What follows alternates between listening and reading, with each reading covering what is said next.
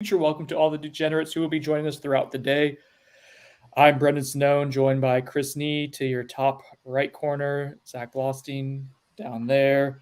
We will have other members of Noles247 / on the bench join us throughout the day. But we're getting going here as it's the early signing period is officially underway, and signatures will be coming in, not faxes, as Mike Norvell has made it very clear. It will not be faxes anymore. That's not how it operates. Probably hasn't operated that way for a little while. And we have some big names to keep an eye on. Flip watch, I guess, kind of on both sides of the coin. One, the FSU's trying to flip, and another one, the FSU's trying to prevent a flip for. And that'll make today exciting as we do this show here from 7 o'clock to 10 o'clock this morning. So we'll be with you all morning trying to figure out what's happening, reacting to it as it happens, if it happens on the show. Guys, I don't think we're going to have a Travis Hunter type of catastrophe on our hands this year, but we started off last year's show not knowing that was going to happen. So we'll see. What are we keeping an eye on so far this morning, Zach? What's the latest intel? Yeah, so I mean, if you've been on the Noles247 site, it's been kind of crazy, especially with the updates last night. But updated a few key recruitments for Florida State.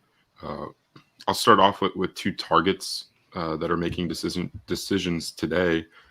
First, 3-star athlete at Ashamna Madonna High School down in South Florida, Edwin Joseph, is set to decide at 11:45 to 12 around noonish today. On a few schools, Florida State, Miami, Penn State, South Carolina, and a few others are involved. But I think this one boils down to maybe FSU, Miami, and Penn State. I wrote on Noles247 last night that I feel pretty confident that FSU sits in a really good spot here. I think going into before I went to bed last night, I think this one was all but squared away. So definitely on the lookout for good news there for FSU. Moving on to another defensive back target, 4-star DB out of St. Thomas Aquinas, Conrad Hussey, is currently committed to Penn State, but he's taken official visits to Florida State and Miami over the past 2 weekends. And from what I'm hearing, late last night, I think FSU sits in the best spot to land him on Wednesday. The interesting thing is he's not having a ceremony at his school today at St. Thomas Aquinas. They do their thing in February. So I'm pretty sure he's just signing his letter of intent and maybe like posting a graphic or something to announce his decision. I felt really good about FSU's chances last night. Before I went to bed, got some even more intel, and that made me feel even better about FSU's shot with Hussey. And it would be a huge win for Florida State as they, Miami made a huge late run with him, getting him obviously on his final official visit before making his decision this past weekend. But FSU's been working that for a while, dating back to the summer months when they got him in on an unofficial visit, and then the official visit 2 weekends ago is when this thing kind of opened up. So aside from those guys, we'll look at obviously the big name today that everyone's kind of paying attention to, Keldric Faulk, the Florida State commit who pledged to the Seminoles over the summer over schools like Auburn, Clemson, Florida, and Tennessee.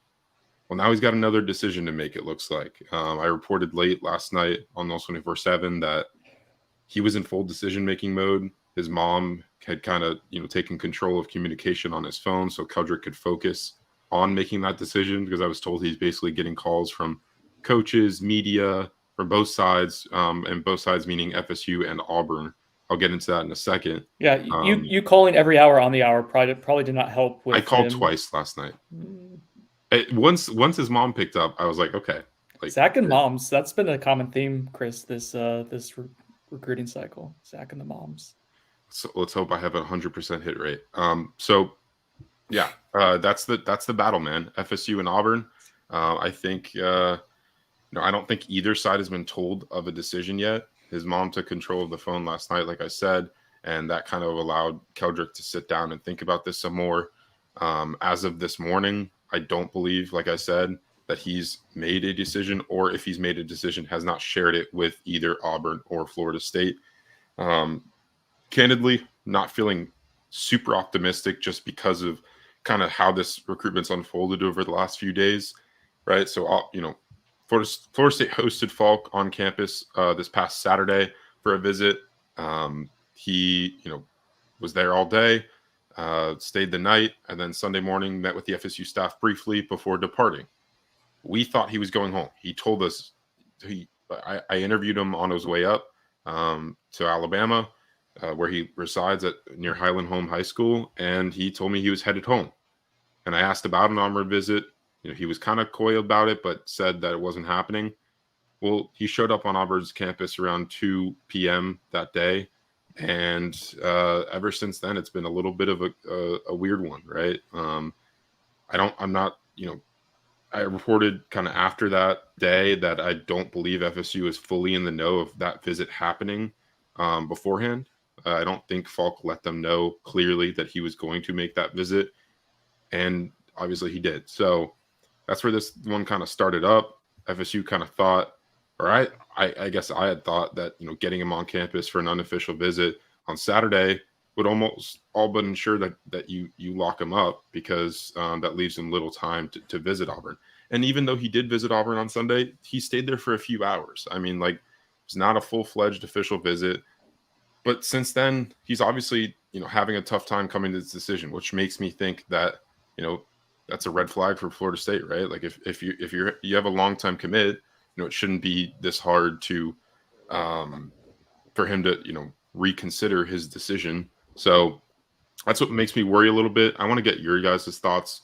Obviously, Chris, we talked yesterday. You have a lot of experience covering recruiting. You've seen situations like this play out. So I just, the day of, kind of, what are you thinking?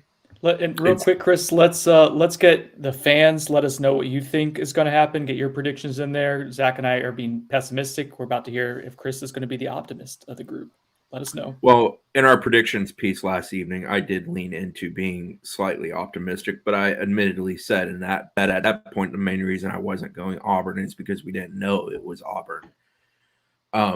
It's never good when a person that's been committed to you since July 5th, I believe it was, is having to make another decision. And nothing's really changed on the FSU side here.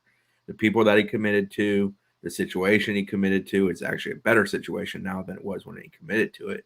So those things haven't changed. The only thing that's changed here is Auburn. Obviously, at Auburn, he had Brian Harsin recruiting him. It was a mess. It was not good. And Harsin exits stage left. You bring in Hugh Freeze, some staff changes, some retention. I think Zach Etheridge, for example, and Cadillac are two guys that they've retained there to keep relationships with guys that already had pre-existing relationships from a recruiting standpoint. But it's clear as day that he has a legitimate interest in Auburn and is considering it. And yeah, I think being concerned about him potentially flipping and signing with Auburn today is a founded concern and something that deserves full-blown attention. I'm not going to sit here and dismiss it at all. But as you've said, we've said, at this point, we don't know. We don't know if it's FSU or Auburn, and I don't think either school knows yet based on intel we've gotten from each side of that aisle. So, yeah, I've seen this enough to know that sometimes, a guy sticks with what he decided long ago and thought was right and kind of, rides with that first decision. But when there is this level of deliberation and seemingly people in the dark about it, that's not a good sign. So let's go over, and we'll be talking about Keldric Faulk throughout the day, but let's go over, Chris, if you have the announcement time schedule in front of you, like what we're projecting for the day. And obviously a lot of things can change, but right now, what's it at Noles247 indicating for every prospect currently? So real quick, Zach talked about Conrad Hussey, talked about Keldric Faulk, obviously. You talked about Edwin Joseph, I believe, right, Zach? You brought up Edwin. And then Chris Otto at noon. Those are guys that we are really keeping an eye on because we believe there's an excellent chance they end up in FSU's class or stay in FSU's class, or in the case of Faulk, a guy who, potentially can flip. But those are the ones we really care about. There's a few others. Cam Robinson, linebacker from Virginia, committed to Virginia. Andy Jean, wide receiver from Miami Northwestern, committed to Florida. We're keeping an eye on them as potential flip candidates. To a lesser degree, Damari Brown, defensive back, a guy that FSU, Alabama, Miami have been the main contenders for. We're expecting a decision from him, but we don't expect those guys to end up at FSU. That's why we've spoken about them less. But as far as the schedule, things should get rolling here in the next, any minute. Truthfully, we should see a letter of intent roll in. it really picks up around usually 8 a.m. That's probably the busiest hour of the day as far as the number coming in. Some of the long-time commitments like DeMarco Ward and Brock Glenn, who's less of a long-time guy as DeMarco, they have both actually already done signing ceremonies at their school. So it's just a formality of actually sending it in at this point for those two guys. Keith Sampson's a long-time commitment, a guy who recently decided he was going to sign early. He's supposed to be an early hour decision. Don't know on someone like Conrad Hussey because, as Zach mentioned, he does not have a signing ceremony set up, so it's sort of on him. We've had guys like Sam Singleton, Jaden Jones, even Dre Jacobs said that they want to be among the first guys to get it in. I know Lamont Green Jr. Boots has a signing ceremony at Gulliver. It's supposed to start around 8 a.m. Those things never move fast, so sometimes the letter of intent takes an hour, even 2 hours after the ceremony itself. Jabril Rawls, who's 1 hour to our west, he's supposed to be 9 a.m. Eastern, 8 a.m. his time. Blake Nicholson, we expect to be pretty early on upon the time he's allowed to send it from Pacific time. I talked to him last night. I think it's going to be around 10 a.m. our time because it'll be 7 a.m. PST. Yeah, and the rule is you can't actually send till 7 a.m. local time. So, that's why kids in Australia come in, I don't know if it's middle of the night or very late evening before sometimes. But, we saw that with, Alex Mastromano, I think, was an example of that, where because of the time difference, 7 a.m. his time was very different than ours. Dre Jacobs is on the list as 10 a.m. We'll see if he's announced a little bit earlier. I think that's for a ceremony at Vero. Lucas Simmons, 11 a.m. Business really picks up around 11 a.m. Andy Jean, who we referenced earlier, is supposed to do his deal at 11 a.m. Edwin Joseph is supposed to be around noon. Same with Keldric Faulk. Chris Otto down in Key West is supposed to be a nooner. Hakeem Williams, who I believe is doing it at his middle school. Is that where he's doing his ceremony? He's supposed to be 1 p.m. I know there's been some discussion on the internet about Miami and even Texas A&M still working him. Zach kind of addressed that yesterday, that he believes it's still FSU. But as we learned last year, you always keep an eye on it until it's official. Damari Brown is an ESPN. There's about a half dozen guys doing something on ESPN today. 3 p.m. for Damari Brown, but we expect that to be Miami over Alabama, with FSU finishing third there. Goldie Lawrence told us this evening, same with Cameron Robinson and KJ Kirkland. One thing I will mention, having done a heck of a lot of signing days, is just because a dude gives you a time doesn't mean that's when it's going to be announced. A lot of kids will send in early in the day, have a ceremony later in the day, which is more for mom, dad, kid, and photos in the school. And, but FSU can announce it whenever they get it. Sometimes they'll hold it. Sometimes they'll announce it immediately. It's sort of up to the relationship and the decision between the two parties. I was addressing comment section saying I look stressed out. Guys, that's standard. Welcome to Tuesday, Wednesday, Thursday. Chris doesn't know the day. It's not a good sign. I got a computer over here. I got my phone over here. I got coffee over here. So the first letter of intent is in, and it's Lamont Green Jr. Boots. That's a fitting one. That feels only appropriate, Chris. How long has he been committed for? Since February, but I actually think since birth. I think, wasn't it February of last year? Oh, man. You might be right about that. Someone's pulling up the huddle? Is that what's happening? No, I was watching the signing day video they did. Oh, let's how are the signing day videos? Should I pull that up real quick? It was, in fact, February of last year. You are correct. So Lamont Green Jr. is a legacy. Dad played here. Dad's an intimate FSU fan to this day. Huge supporter of the program, the university, and what it's doing. Boots is a guy that knew he wanted to play here, developed a very good relationship with Adam Fuller. They always knew Odell Higgins since birth. Again, there for Lamont Jr. And those guys made it a very easy sell for him to come here. He likes John Papuchis immensely. They have a good relationship. He's looking forward to playing for him. Lamont Green Jr. is a sack-producing kid, Gulliver Prep, smart young man, great work ethic. He's a cat that I think will bring good value to FSU at the position. Do we want to watch this highlight tape real quick while we're waiting for other stuff to go down? Sure. Okay. This is AB will join us in a little bit, and this will be very helpful to have AB. But here's a little bit of Boots' senior season highlights. What's remarkable about him, guys, is he has continued to fill out. That was always a big thing. Is he going to be big enough? Is he going to be strong enough? And that's still a work in progress. Yeah. But you can see just some of the early clips here that he he does a really good job absorbing contact now and like does not get pushed off his pass rush lane. So that's like an evolving part of his game that I think. The power's so much better than it was a year or two ago. Yeah, he's impressive. I mean, obviously really quick because of, he hasn't put on a ton of mass, but, that allows him to just fire off the line. I've watched him in person a few times down there at Gulliver Prep in South Florida. And, I mean, he just kind of dominates the competition. Gulliver doesn't play, admittedly the best competition down here in South Florida, but they've played a few, bigger games this year. I think one against Cardinal Gibbons. So, and he's had big performances in those games. So I'm not worried about his, transition to the next level. He will be an early enrollee, so a guy that can get in Josh Storms' strength and conditioning program and start getting acclimated to what FSU is going to ask of him over the next few years. But I'm really excited about him. I think he's a guy that, you just ask or rush the passer and go sack the quarterback. I mean, I think that's his specialty. Whether that's whatever role in the FSU defense, I think he's a guy that can contribute. Probably not this coming year, but in years after. I think he's definitely a guy that FSU is very excited about. Cool. So got that. Stop sharing. Working through that. I'll be doing that all day. I'll get better at it as the day goes on. That wasn't too on. FSU officially lists Lamont Green Jr. as 6'4", 230 pounds. Okay. On his signing. Chris, remember during the official visit, he got out of the car and he slammed the car door a little bit. Yeah. I'm like, buddy, you don't have to prove anything. You've been committed here for a while. Yeah. He was trying to show that he had that I've known Pops for a long time, so I'm biased on this one. I'll own that completely. But Lamont's done it on the field. I think he's a great kid. I think he's going to be a really productive citizen for FSU. Nice.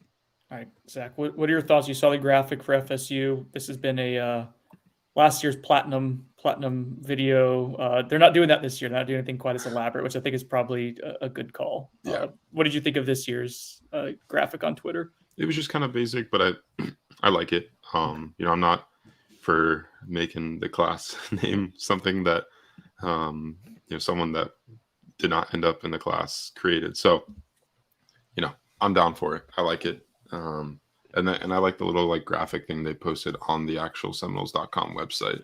Nice. Keep it simple. Yeah. Keep it simple sometimes is the way to go. Okay.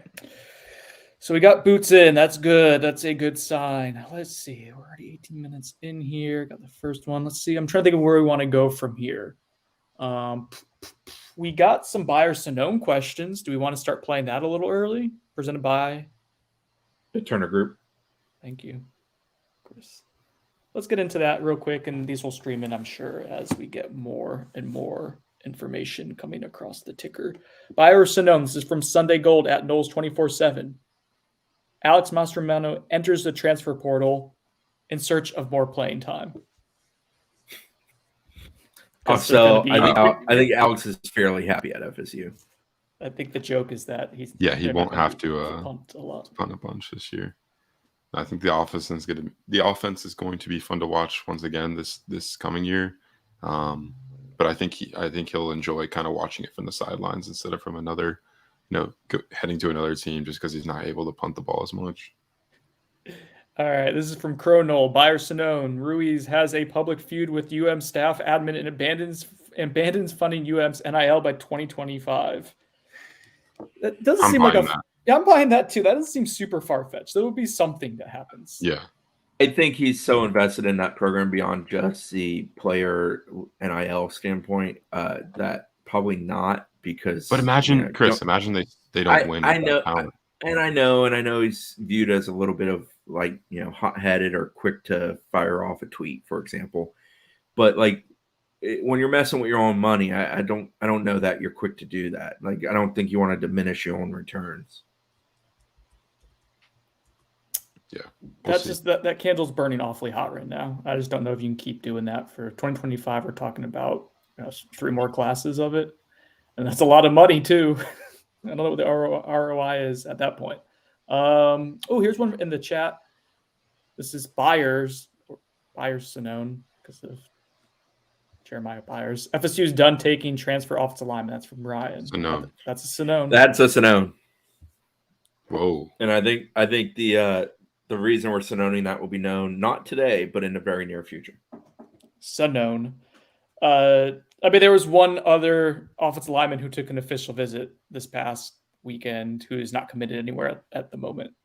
We haven't been real coy about these things on the message board. A lot of gifts of beef and steak and delicious looking meat. Yeah. All right, I'm pulling up another Byers Sinone here. Jesus, why are there 4 paragraphs? If you're watching this, if you're sending a 4-paragraph Byers Sinone, like this is ridiculous. This is not good to see Sinone's already in his feelings, and we're 8 minutes in. And like Noel Chris has been playing this game for a long time too. What are we doing? Too early. Renegade Noel 82, Byers Sinone, one of our signees today will see significant snaps and not be redshirted next season. Heck yeah. I'll buy that. FSU isn't scared of playing young guys. The good news for FSU is I think they've reached a point where they're not desperate for those guys that have to play snaps. But I think there's enough talent within this class that a guy can play early on. You know, I think Keldric Faulk, if he does end up signing with FSU, is a guy that can contribute, can help. We saw Pat Payton. Yes, it was year 2, but he's a guy that started kind of getting into the mix a little bit, very minorly in year 1, but especially in practice. And I think Faulk is a bit further along, physically speaking, than Pat Payton as far as being able to jump into the college game. Hakeem Williams is another one that definitely comes to mind for me. Is there anybody that we would say is kind of clear-cut, like almost a need being filled kind of guy who's going to play out of the gate, non-transfer type? So if they get Conrad Hussey today, the only issue is I don't example. Think, but he is, I think, Chris, a mid-year, or sorry, not a mid-year. He's a midsummer enrollee. Yeah, because St. Thomas kids can't enroll early. Maybe Blake Nicholson. Like, I don't think you have a need at linebacker, but just like the athletic profile, potentially, like he'd be someone. Is he enrolling early though? No. He's from. Oh, so man, that's a toughie. No, I think Brendan's just going for a hat trick of O's. First. Goldie Lawrence. No, not enrolling early. So good job. Proud of you. I was just looking for the one I didn't think was going to enroll early.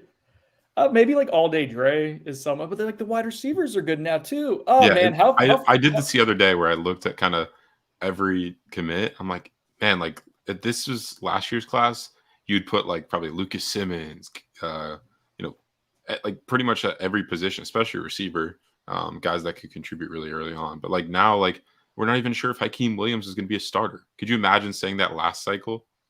Oh, it shows how quickly the roster has been flipped. I mean, Hakeem Williams is so special. Like I think you can find a way to get him involved to some capacity or another. But like, I think he'll contribute a lot. I mean, he's an early enrollee, a guy that is going to.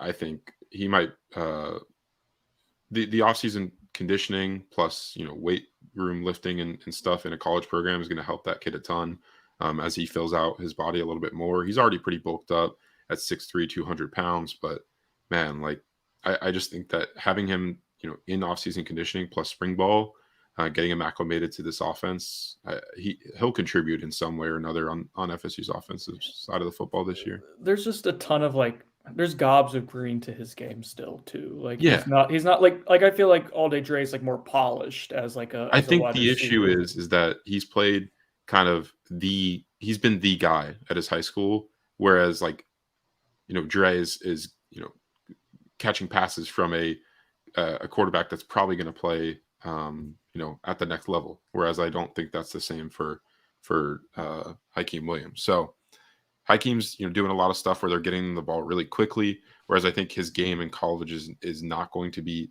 that as much of that, more so stuff down the field.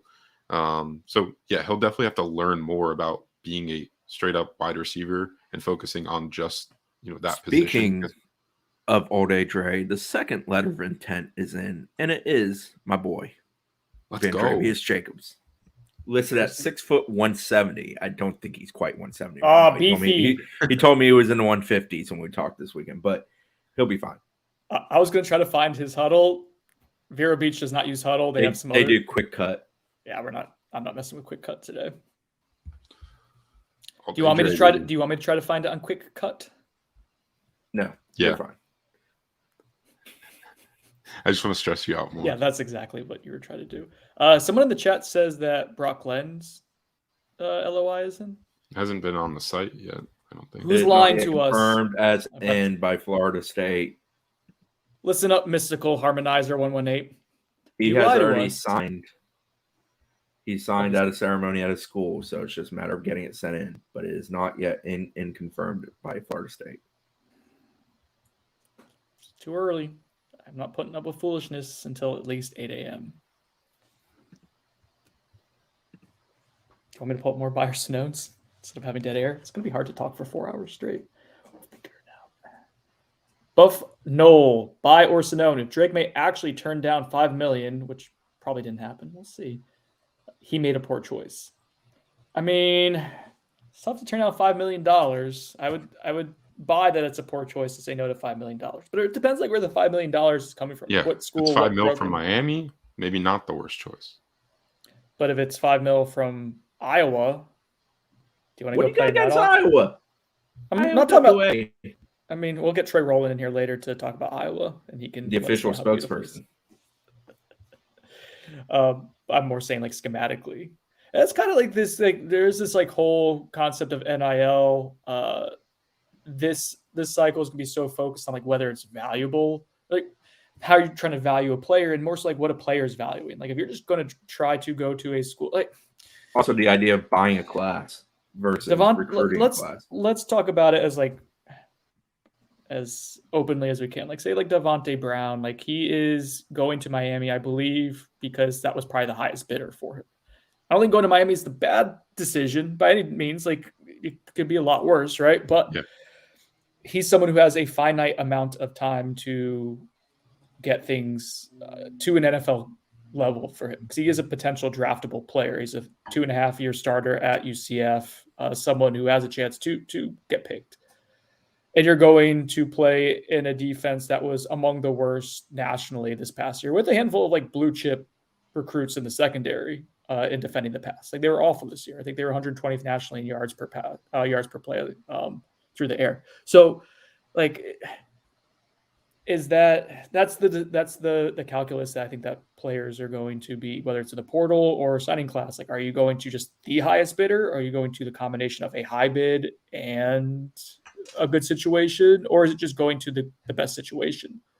Damar Brown's going to be a good example of that too. Is he going to go to Alabama, where you have a 25% rate of turning into a draftable player? Or are you going to go to Miami, where you probably have closer to a 10% chance? Fast money, good money. I think that's kind of it's going to be interesting to watch, not just this cycle, but then how those decisions trickle down for the next few years. That's my take. Thanks for helping out, guys. Let's see.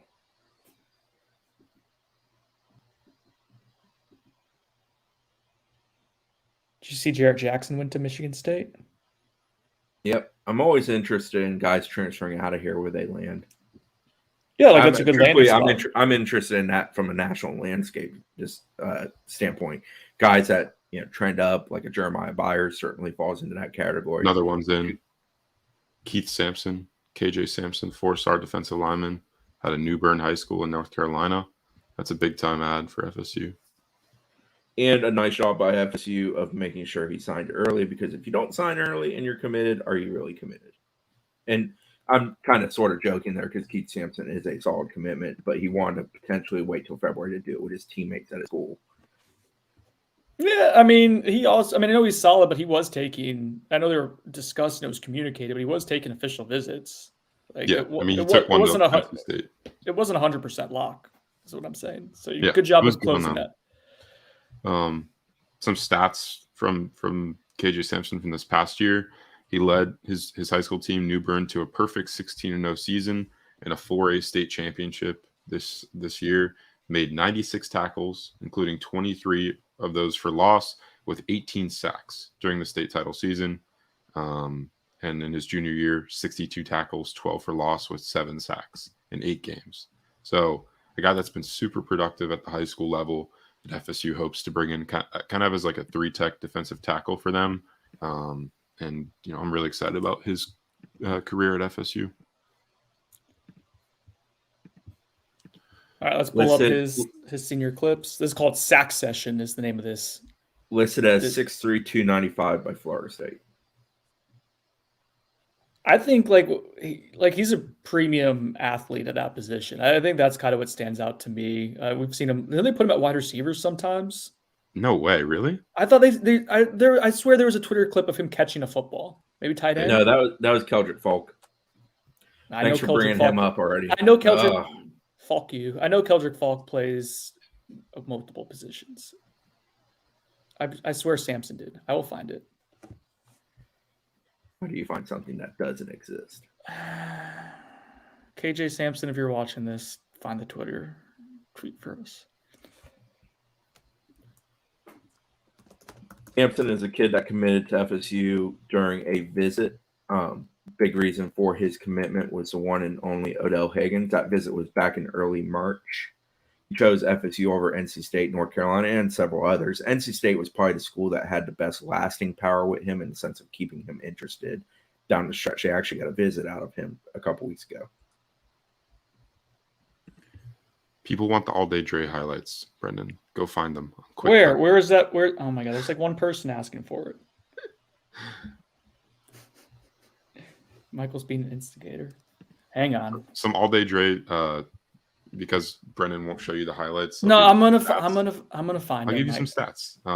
In his senior year, he averaged 105.5 receiving yards per game, catching 100 passes for 1,511 yards and 21 touchdowns. That's an absolutely absurd stat line, and a big increase from his junior production. Although his entire 2 seasons at Vero Beach High School, he had 149 catches for 2,320 yards and 31 touchdowns. Guys, look who just entered the stream. Oh, no way. It's Kev. What up, Kev? How's it going, guys? Good. How are you doing? Morning, Kev. You guys are up bright and early? You're up bright and early. Are you not going to work today? Or are you just staying home to watch this? He called in sick. I'm doing great. How are you guys? So Sampson, real quick mention on that, North Carolina 4A Defensive Player of the Year, so pretty good classification. Got that. He's also a kid from a small town that all about their football. I always kind of enjoy those stories. He's a kid that leans into that and he appreciates it. Good personality. FSU does a pretty good job of getting guys that have kind of they tick in a certain way, and I think KJ Sampson certainly falls into that category. All right, Kev. So you're just joining us. We have 3 national letters of intent in. Okay. All right. So we got officially KJ Sampson, 4-star defensive tackle. It's a good one. Yep. We got Boots, Lamont Green Jr., 4-star defensive end. And we got All Day Dre, who I'm trying to search for All Day Dre's. Okay, I can pull up All Day Dre's huddle. He doesn't have a huddle. That's the issue. He's got Quick Cut. They use Quick Cut. Quick Cut. I'm going to find the link. Yeah, it's a huddle alternative that's trying to make a push in the state. Oh. Yeah, killer. Let's see if I can find that, though. So I got multiple things I'm juggling here at once. Finding this. You mean you don't want to watch his freshman highlights from 2019? I mean, maybe informative to see how far along he's come. Here we go. Say, with Dre, he played for Lenny Jankowski. Jankowski's a hell of a coach. He used to actually be up here in the Panhandle years ago. Offensive system-wise, he's going to produce stats. He's going to produce yards. He's going to produce touchdowns. And perfect place for Dre to play because he's kind of dude that can do that at a high level.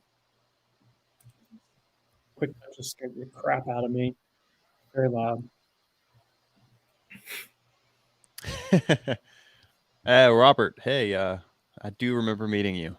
Nice to see you. Showed up to the tailgate. Got to meet him in person. So, really nice guy. All right, I'm ready for some film. You guys brought me on. You promised me film. Yeah, I'm getting the quick cut up, Kev. The Here we quick go. cut. Ready? It's not as big of a screen because you can't do it the way that Huddle does it. This is Vandrevius Jacobs. Now he is. So Kev's not a recruit, Nick, to the extent that we are, but he is a film buff and he knows what he's looking at. Here we go. So I'd like to think so. there is, yes. I mean, hopefully we're paying you to be a film buff. So, so hopefully, and making bomb graphics. That's a really good catch. So the background is Dre wanted a 4-star all season. Chris vouched for it. Did 24/7 Sports give him a 4 stars? What you're going to evaluate? Was he worthy of it? Let's go back to the beginning here because this is impressive. Dude, quick cut might be better than Huddle. This is very nice footage. Quick cut's going to get us canceled though if we say it incorrectly. How tall is Dre? What am I 6'1"? looking at here? 6'1". Yeah, he's listed by them, or 6 foot 170 according to FSU's website. That's such an impressive catch. Yeah, he's got a very familiar frame to anybody watching Florida State Pokey. highlights, I guess. But he no, not Pokey. I was thinking a guy that didn't come to Florida State. But yeah, I mean, you gotta like his length, his speed. I want to see him make some cuts. I know that's kind of one of his strengths, so it's interesting that he's putting all these jump balls early in his highlight tape. Because I think you're going to use him kind of in that pokey role as a slot guy that gets screen passes like this one. You're allowing him to make plays downfield. You want to be able to get him on safeties, make him miss out in space. He clearly has deep speed. Do we happen to know his 40 time, or is that something that they don't like? I don't think we have a verified 40 on him. Yeah, if I were to guess, he looks like a 4'5", 4'6" kid. I think he makes good cuts in space. I don't know. If he's got reliable hands, I don't see why he wouldn't be a 4-star. This is in the higher playoffs. I mean, dude.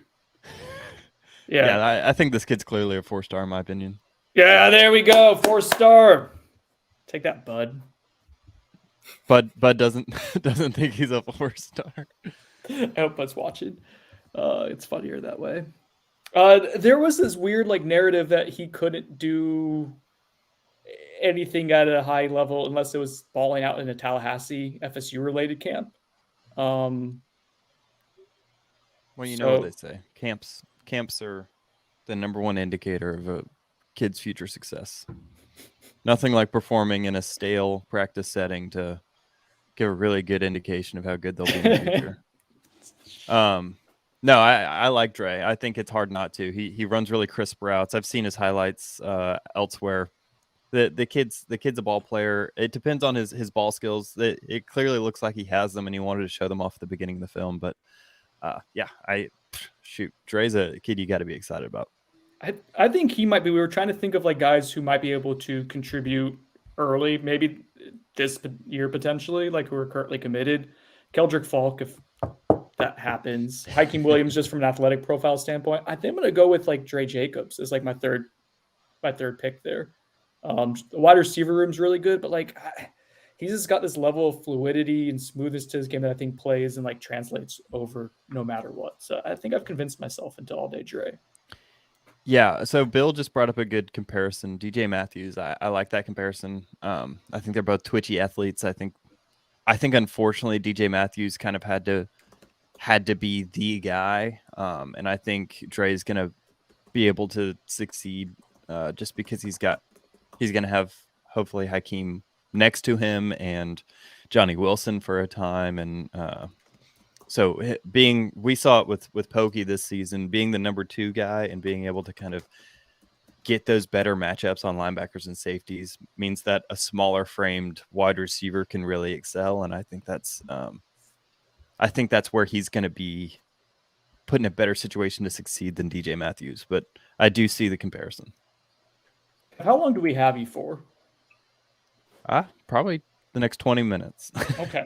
So I got You don't want to kick me out before then. I don't want to kick you out. I just need to planning. I want to use you while I have you. As soon as AB shows up, I'm gonna leave. Okay, that's perfect. So it's 20 minutes. Can't So stand that guy. All right. So what I'm going to do is I'm going to send you a photo because we do have someone helping sponsor this entire live stream today, and they'll be sponsoring some episodes for the next month or so. And that is The Battle's End. Maybe you've heard of them. And they have a really cool announcement coming up. So once Kev's able to get the photo of that I just sent to him, we will announce a really cool event that they have coming up ahead of the Cheez-It Bowl.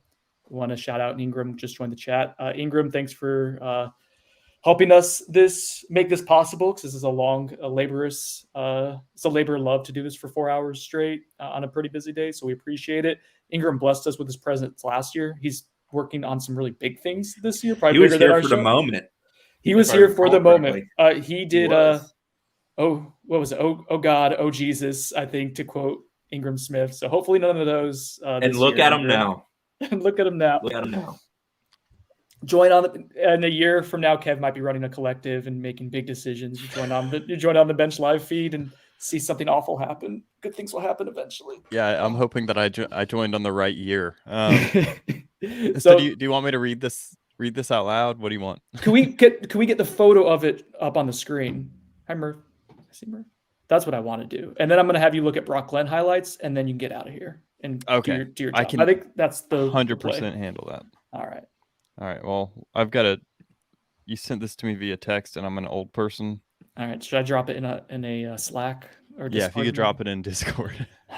All right. So we will make the announcement after the highlights. Do you want to do that? Do you want to do the highlights first while I get that in the Discord? That sounds great. Awesome. I'd love to talk Brock Glenn. All right. I know. God, it feels like just yesterday we were introducing Kevin. Yeah, we were introducing you guys to the audience about Brock Glenn. Why are people obsessed with what's in this room? It's my sister's room. I'm down in South Florida. It's a very nice room, Zach. Yeah. People thought that was a bong, apparently. What's going on? The flowers? People are creepy. Yeah. They're looking in the closet. You guys got to chill, man. Why don't you close the closet? We need some more signings. Maybe I will. Yeah, I was thinking of having Carson hide in the closet and just randomly come out in the middle of this. I have my in-laws here right now, and there's no promises that they don't just come on in and start talking to you guys. I think that's very possible. So I'm going to take my mother-in-law to meet Jordan Travis after practice today. That'll be sweet. Thank you.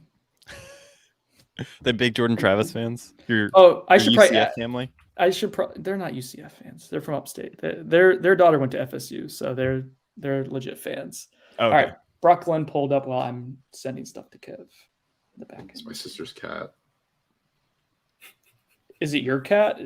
Your former cat? No, this isn't Birdie. I figured out that the closet can't be closed, so you guys are gonna have to deal with it.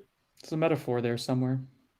So this was my feelings when I first watched the Brock Glenn tape. Is that my first instinct was that he reminded me of Brady White, who was the quarterback at Memphis that was very successful in Mike Norvell's last 2 years at Memphis. Mm-hmm. I think I've landed on a different comp, and it's one that I don't know if Florida State fans are going to like necessarily, but he reminds me a lot of Garrett Schrader. In his size, his kind of athletic profile, even kind of his throwing motion reminds me of Schrader. And I think we all saw the ceiling Schrader has as a quarterback. When you have that size, and you have the arm strength, and you have the speed, I think he's kind of a do-it-all quarterback that kind of has all the tools in his toolkit. He may not be elite at any one of those tools, but I think that having the mobility he has, the pocket presence, I think there's a lot he can do in Norvell's offense. And I think this guy is an exciting quarterback take.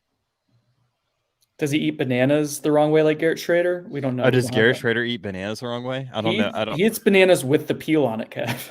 The fourth letter of intent is in. Like a Twitter thing. Okay, fourth Chris, letter of intent belongs to KJ Kirkland. 5th letter of intent, Sam Singleton Jr. So All Jacksonville boys back to back. All right, nice. Get those done. Get those in the fold. That's it. So what I like about Brock Glenn, Kev, is like there's this improv like ability to him, which is probably like where I imagine like where the Garrett Schrader comp is coming. But like, is this the play where he picks up the ball at poopy snap and picks it up, dusts it off, and shot, boom. Like he's got a nice cerebral feel to the way he plays, and he does not have a great surrounding cast. But like, I mean, you see a lot of drop balls in this. Yeah, he's never panicking, right? There's Right. a guy coming at his face. He stands in, he makes the throw. Kid show. He's very poised in the pocket. He's got good feet. I think he tends to understride a little bit, but I mean, what does that mean? What does understride mean? So Footwork. Yeah, it's just a footwork thing. I think you'll see it actually isn't understriding. What it is his stance is so wide, so when he drops back, he stays wide, and then he tries to turn on those feet without taking a stride forward. And I honestly think that's where I see the Garrett Schrader. That's a problem he has that can lead you to overthrow. Just not having that stride. So that's something you kind of have to watch out for. Notice like he never takes a step forward. He just kind of turns on that front plant leg. But I mean, the dude's an athlete and he can make the throws. And if you can kind of, it's such an easy fix. It's not something that's going to be terribly tough. You just got to drill it. Isn't that the thing that normally like college coaches work on the most technically with a quarterback is footwork? Like I always hear footwork. Or like with Jordan Travis, that's what they talked about was we got to get his feet right. They'll tear down their throwing motion sometimes too. I mean, there's been a healthy amount of guys over the year who's had strong shoulders, good hand movement, could rip a ball, but like all their motion was just a mess. So they kind of tear them down, restart, and start over. But I'll let Kev go. Sorry, Kev. No. I think that's a good point. Yeah, it is something that it's hard because the kid has thrown his whole life this way, right? So how much do you want to mess up? I think changing foot motion instead of arm action is a little bit easier. You do see kid like that was the big change that Lamar Jackson did when he came into the league was he was able to change his footwork. You've seen Jordan Travis change his footwork. Where the feet go, the arm tends to go. People tend to overvalue arm slots and arm motion and undervalue the footwork that gets you there, right? Nolan Ryan is famous for saying that the legs are the engine, the core is the transmission, and the arm is just the wheel along for the ride, right? So really it's the feet and the legs that determine kind of where you go with the ball, and the arm action is just there.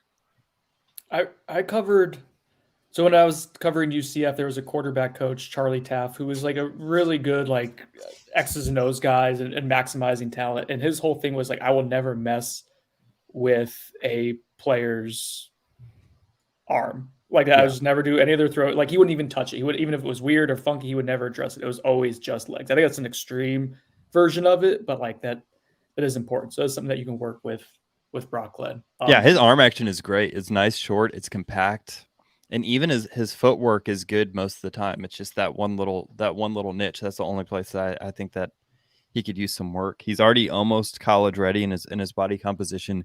It's just getting to the point where he's reading defenses quickly and efficiently. I got a buyer's note for you, Kev, before we throw up. I know stuff's happening, Chris. We'll get to it. We'll get to it. Cameron Leonard, buyer's note, sponsored by the Turner Group. Thank you. Brock Glenn starts a game at FSU before AJ Duffy. Buyer's note, Kev. Do I have to be the only person to answer this? You'll be the first one to answer. You'll be the first one to answer. The show. Here you go. Yeah, I'm gonna buy that. Yeah, I just am. I don't want to elaborate too much on that, but I think that I buy that. I think what's gonna happen most likely is 2024. You're starting either Tate or a transfer, and then it would probably be the Brock Glenn show. Hopefully, you don't need to bring in a transfer, and Glenn and Tate and hopefully Duffy can be competing for the starting role in 2024. But yeah, I think that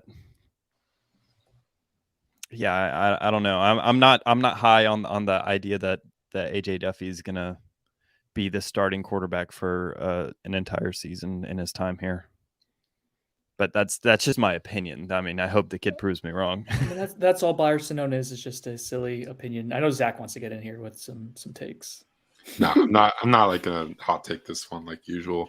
No, I think just let me hot take it. I'll buy that just because I think the current roster makeup suggests that Duffy may not, start, at least obviously not this coming year, but maybe the year after. I think, Tate Roadmaker is still kind of ahead in that second spot on the depth chart. And then you'll add Brock Glenn to the mix, obviously, this January. He'll start getting reps.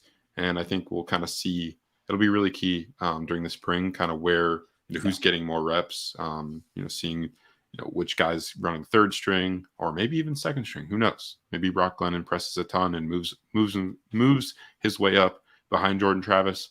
But yeah, I'd buy that he starts a game before Duffy does. Okay, Kev, thank you for adding this. I'm going to put it in the stream here. Sorry to make that. How do I make this the full thing? How do you make it the full thing? Like, how do I zoom in on it? Let me see if I can fix that. Okay. It's a really good announcement. See where your money's going, Ingram? Announcement. All right, so real quick, I'll let you guys take a breather. KJ Kirkland was the fourth announced signing. He's announced at 6'2", 190, and yes, he is a big boy, as Brendan Sinone noticed this past weekend. Very large hallway safety, good athlete, well trained. Actually, has trained a good bit with former Seminole Mikel Corn Dog, as I love to call Cornegay, former Madison County product. Great walk on here, great player back in the day. Good dude too.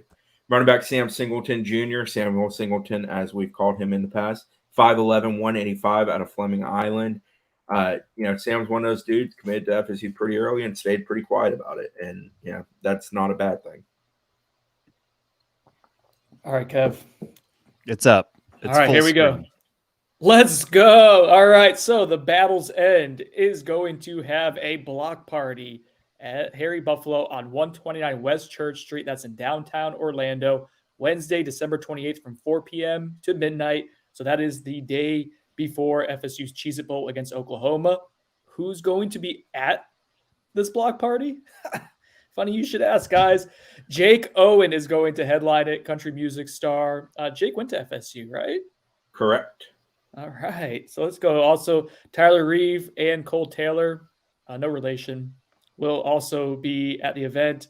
The Battle's End is new to the collective game, but is making a huge splash. So we want to thank them for sponsoring this month of On the Bench.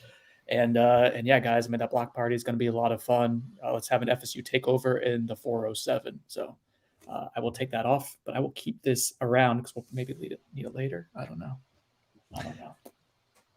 Wow. Thank you. Jared, you keep saying the audio is messing up. It's you.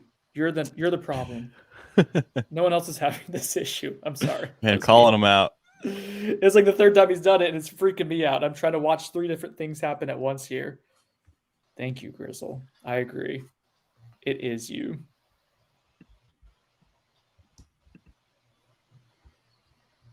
So Kevin. five down. 5 down. And what? Probably around 13, maybe 14 more to go from the high school and JUCO ranks. I guess so. Boys, I'm just checking the boxes over here to find me. It's as good as calculus. Have we heard it? I know we're going to. People want to know about Faulk and Conrad Hussey, and we're going to keep talking about that. Assuming, there's 500 more people in here now than there were when we first started. It's going to be like a sports radio show where, top of the hour. Traffic on the 10, weather's on the 30s, and yeah. So we are keeping an eye on both flips, potentially one a flip from FSU and one a flip to FSU. My body language is fine. This is just my body language. I'm just anxious. Kev, what are you looking for today? Is there anything like fun, nerdy X and O stuff that you're looking forward to, like a commitment that you're intrigued to get into the film on later today? Anything like that? I don't know. Today's a day you just follow the chaos. It's like Christmas for college football sickos. You just watch. But so Kevin is like he's an X and O nut. Like he spends so much time watching film and like learn about other schemes. But your interest in recruiting is I don't want to say minimal, but it's not fanatic level like AB's is. No, AB's. Yeah, I texted AB something last night. I was like, Florida State runs the most counters in the country, the 13th highest yards per play and counter rate, like on counter plays. So we're running it more than anybody and running it as well as anybody. And AB's like, Kevin, early signing days tomorrow. What are you talking about? Like, what are you... My favorite signing day people, my older brother falls in this category. He's like, just tell me who signed.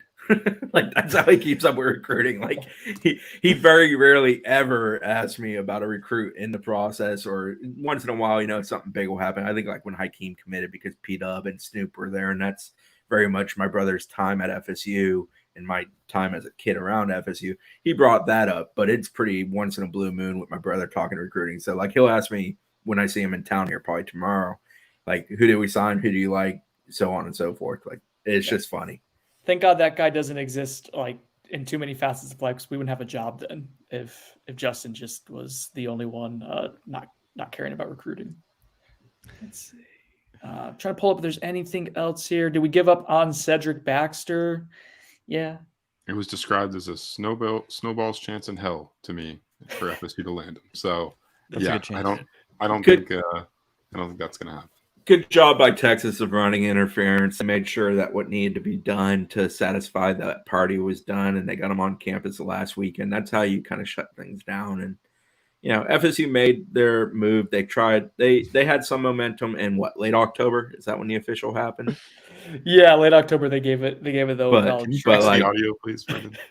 It didn't happen. What, do I sound like I'm on the moon? No.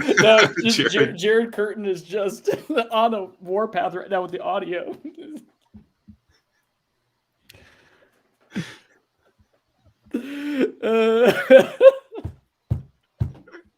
Fix it, Brendan. Oh no, he's just messing with us, I think. All right. Kev, have you happened to watch Lucas Simmons at all? Yeah, I have. I like Lucas. I think he's something that's kind of rare in today's college football landscape, and I think he's a tackle. I think like those guys are just harder to find, right? See, I'm not the only one. You just made the Grinch's heart grew 3 times just now. I think he's someone you can play a tackle. I think he's long. I think he's I don't know how to describe it, but like when I think of guards and tackles, I think of the quick and easy ways. The tackles are the taller, longer guys. The guards are more the bigger road graders. You're like Luigi's versus your Marios. I think he's a Luigi. Luigi. I can do that. Don't anyone else even try to do that, or I will cancel all of you. A Luigi. Yeah, I think he's a tackle. I like him. I think he's someone that if in a couple years down the road you got him stationed opposite of Julian Armella, both guys develop, that's a really solid tackle room. And I think he's a guy that has a high ceiling and has decent feet for his size and is coming in pretty college ready. Like you're not looking to put on 40 pounds on him like some offensive line. So I think he's an exciting take. Yeah, I feel like he's like there's a legit path to like him being able to play significant snaps within 2 years, which for like someone with his like lack of like football experience and at that position, I think it speaks to like what that athleticism and size is. Like he's actually fairly refined for someone who doesn't have a ton of experience. Oh look, 24/7 Sports. Hang on, Chris. Calm yourself. 24/7 Sports is doing the live stream today. Said happy early signing day, fellas. Happy early signing day to you as well. They are also doing I think 13 hours today, which is you can check it out on our 24/7 Sports YouTube page. That's a monster. That's a long day. So God bless you guys. Go ahead, Christopher. On Lucas Simmons, it's funny. Around the time of his commitment, I was having a conversation with somebody who knows a hell of a lot about offensive tackles. And I said, how many do you think there is in a given year that are like truly like high level college elite offensive tackles? And in my head, I'm thinking couple dozen. There's not enough to go around, basically. This person, I think, said 4, and I was like, oh my God. Lucas Simmons is maybe not quite that, but he's on the cusp of that. And he definitely is capable of being that. Caden Proctor is a guy who is currently that, who Bama flipped yesterday, because it's really good to beat Bama. But there's just not a lot of them. So it's something to bring up, something to remember. It's tough to find really good tackles. I know I get gruff for always saying I think that dude's going to play guard, but there's a lot of guards in the world, and there's just not a lot of tackles. And once in a blue moon, there's a freakish dude who looks like a guard, Isaiah Wynn, who can play tackle because his arms are the length of, Niagara Falls. So, yeah, just bringing that up. The other thing, no new signees yet to announce since the combo of the 904 boys, KJ Kirkland and Sam Singleton. Also, some house cleaning, 4 o'clock today. Mike Norvell will talk about the signing class. He may also talk a little bit about it after practice, which, yes, they are practicing today. But we will get a whole lot from them at 4 p.m., and the assistant coaches are set to speak at 4:30 p.m. with us. And then around 6 p.m., they will do the signing day show with Brian McFadden. So some of what you hear from us from 4 and 4:30 will be repeated at 6. But always, if you're a recruitment person that loves to dive into this, you'll have those opportunities. Speaking of recruitniks, we have an announcement. Coach AB has joined the show. Coach AB, hello. Or do you have a handlebar mustache right now? No, I wish. That's what the shadow made it look like. You should have for signing day. Welcome. Hello. Good morning. Hello. Good morning. How's everybody doing? I've been up since 5 a.m., man. I'm ready to rock and roll. Same here. I've been up since 4. Let's get this going. I was listening in the background to Chris's talking about the number of tackles, and immediately, like, I watched the NFL quite a bit also. So he's having that conversation. I'm thinking to myself, Evan Neal. Evan Neal was a cannot miss offensive tackle prospect coming into college. He hasn't taken a single snap in the pros, and he's struggled. Like, it's incredible how hard it is to find elite tackles and then develop them and then them go to the next level and be elite tackles at the next level. It's insanity. Jared says, I'm just messing. The audio's been working. I think to that point, AB, Alex Atkins came on the bench. Good show. Alex Atkins joined us on the bench like 2 years ago. We were talking about just like the difficulty of evaluating offensive line, like how difficult it is for NFL teams to do it, and then extrapolate that to like even more difficult for college teams to figure out what a 16 or 17-year-old is going to evolve into. Another signing. Sorry. There's another signing. Unless it's Keldric Faulk. Goldie Lawrence. This one kind of matters because there was some one, yeah. there was some talk that Goldie Lawrence is officially in, will not be an early enrollee as we've reported. He did not take an official to FSU this past week, and we believe that's because he had some academic-related stuff to handle and because of the situation where he was not an early enrollee. But he is officially in. We can put that to bed. There's no concern. Some people brought up UCF.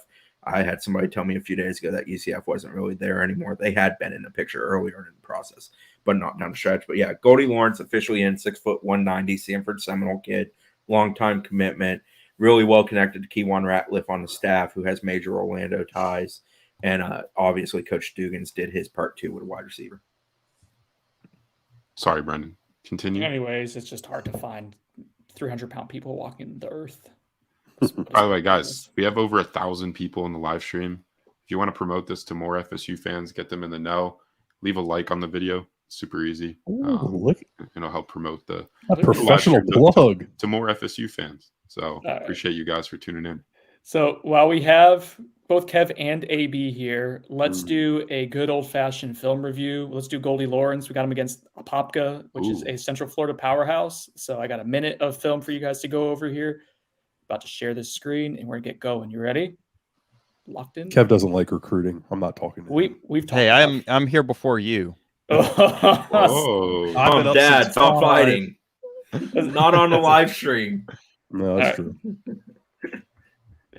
Is it up? Oh wait, hang on. That's what she said. All right, here we go. All right, so it's Goldie Lawrence. He's been committed to FSU for what? A year?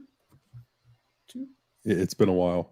I can tell you in a moment. I'm pulling up his profile. They love his speed, right? He's been clocked on the GPS stuff really fast. GPS tracker. April 1st of this year is when he officially committed.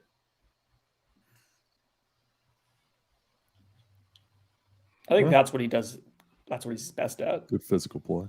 Yeah. And he plays His Seminole Showcase stuff looked uninspiring at best. But I mean, his film has always looked really good. Yeah, go ahead, Kev.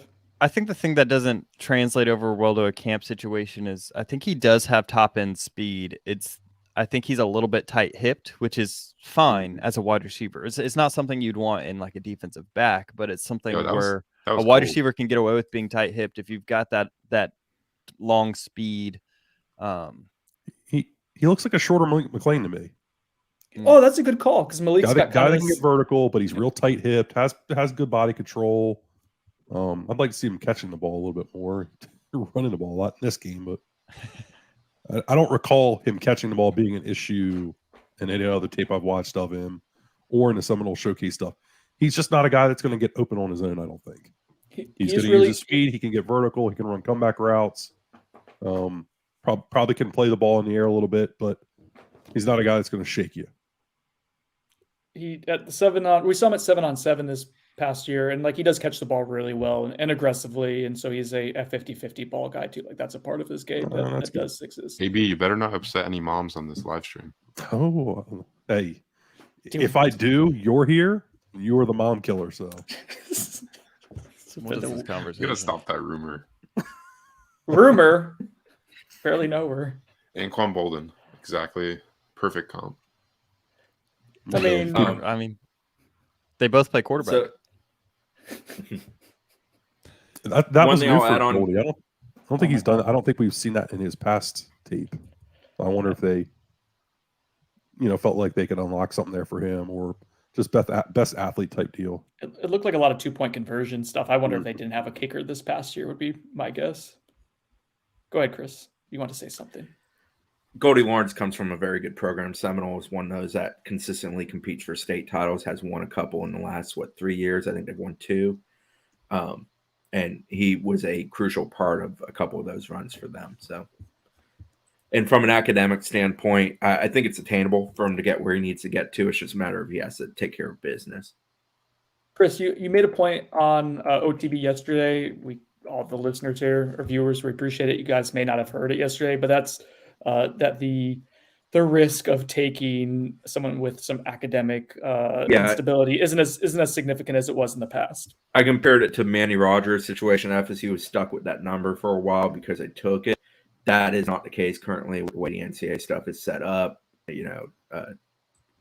Eligibility sort of a farce, and classes are sort of a farce at this point. So we're not sticking it to schools if they sign a kid and he doesn't qualify.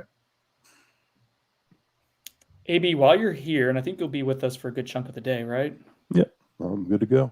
What are your thoughts, Zach? What if we have KV do a redemption film review of Sam Singleton's senior highlights? I haven't watched them yet. I don't know if you have. What are our thoughts about having AB do a fresh Sam Singleton? They're review? good. They're good. I never hated on the kid. Wow! I did not.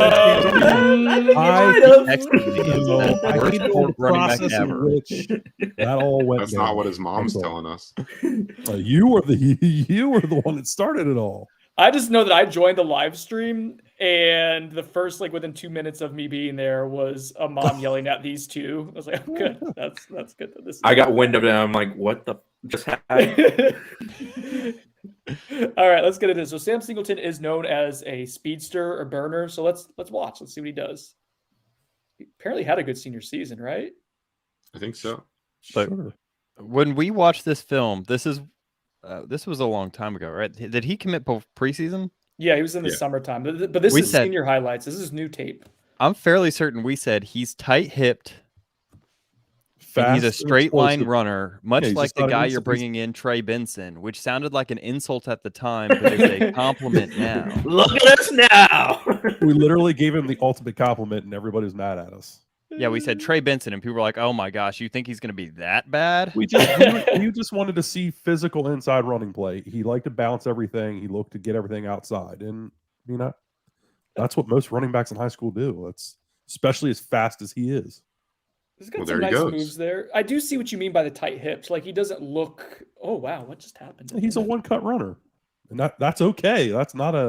Yeah, if you got vision and you have essentially a sense of when to cut, how to read holes, no holes are developing, that could be an elite skill. It's just a matter you got to have the combination of the other things with it. Devontae Freeman, I wouldn't call him a one-cut runner by any stretch, but he had elite vision in the sense of knowing when a hole was coming and kind of playing to it and then hitting it the moment it opened.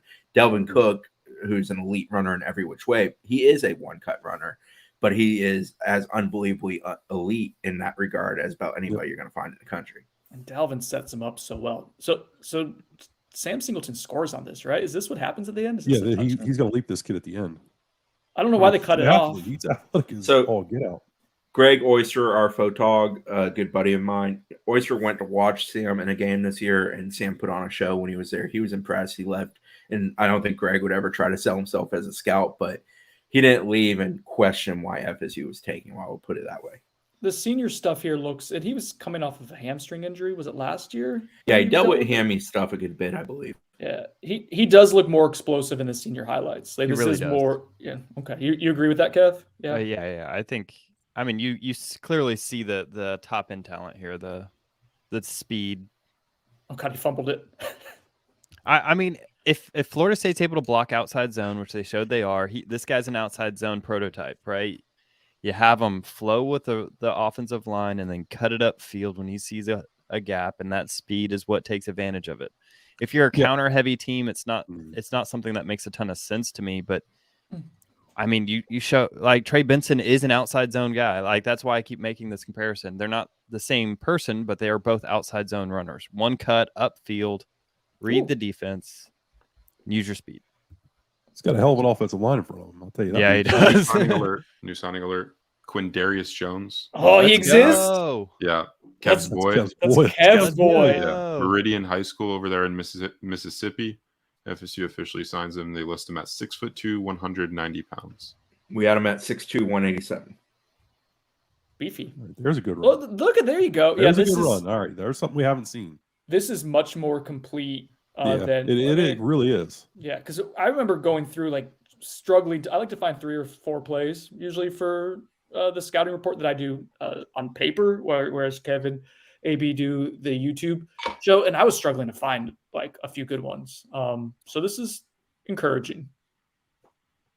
We apologize, Mrs. Singleton, on behalf of that night. AB on behalf of AB. Noles247 apologizes. No, if I recall correctly, the conversation around that time that we were having in some group chats was around around some of the things that were going on, that had nothing to do with Sam Singleton. You know what?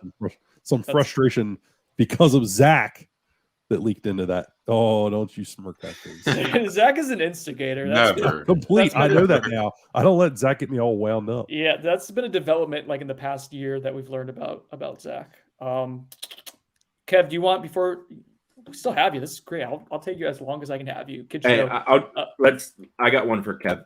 Talk about Quindarius Jones, because I know you. I got his highlight tape. I loved him at the elite camp, which is basically why FSU took him. Yeah, right. Because He of looked. that camp. You looked across the camp and the skill players. He was the guy, and I just kind of talked smack about skill camps earlier. But all right, let's bring it up. I like him. I think he's long. I think he's athletic. I think he's I think he's a guy that you can place on the defense and has that ability. You saw him in the skill camp shut down, who we were just very high on, Vandrevius Jacobs. He shut him down. He did a very good job against him. He's got good size. He's got decent feet.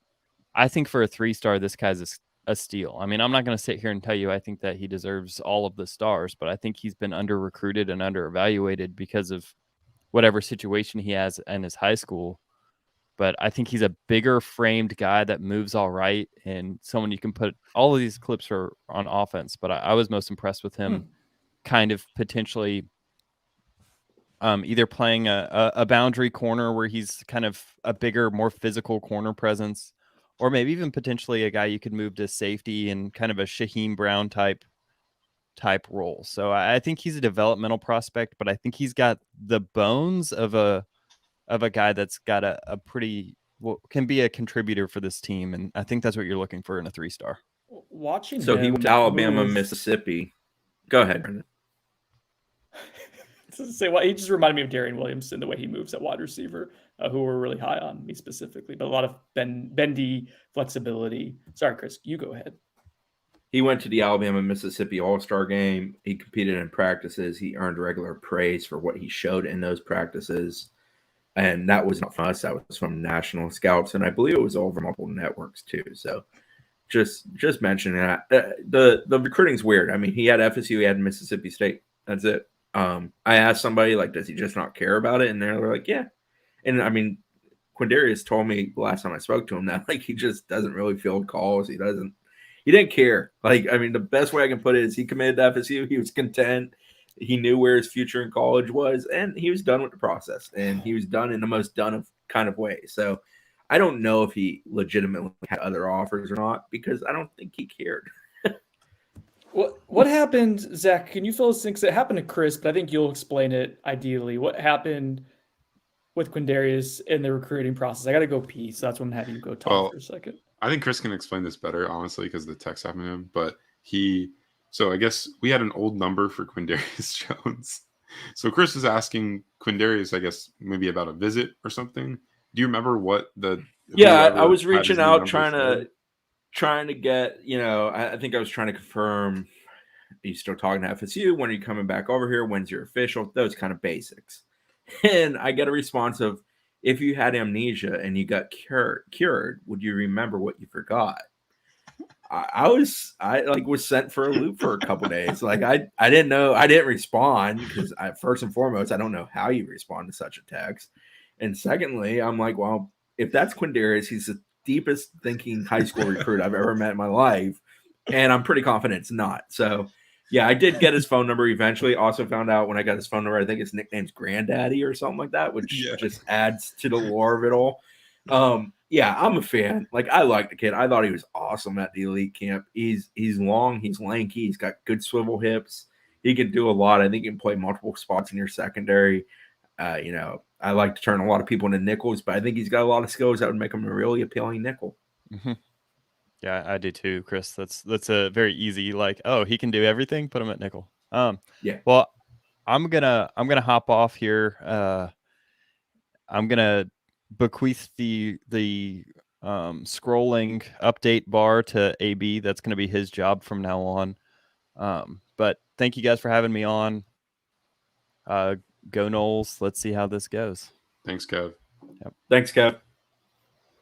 Yeah, so got some news on my end. Nothing major, but I communicated some with JUCO defensive line commit Jaden Jones out of Hutchinson Community College. He tells me that he has signed his letter of intent. I don't know. Did they announce JUCOs today too? Yes, JUCOs would be announced today as well.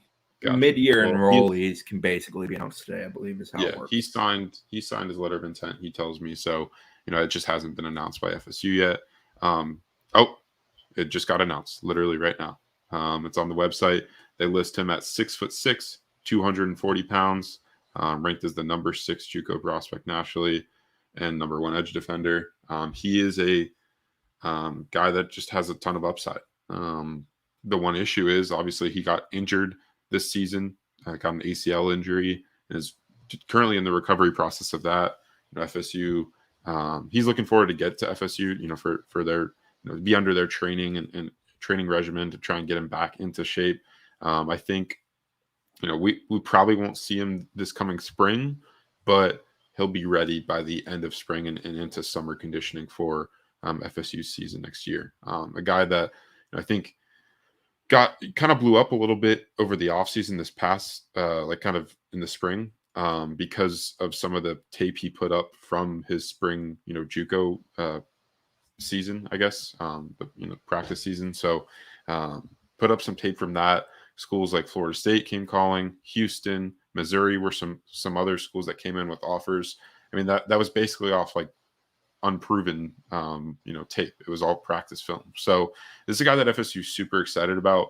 Obviously, they want to get him back in playing shape after the ACL injury and hope that doesn't, impact his ability to rush the passer. But he's a legit 6'6", 240. I mean, he looks the part in person.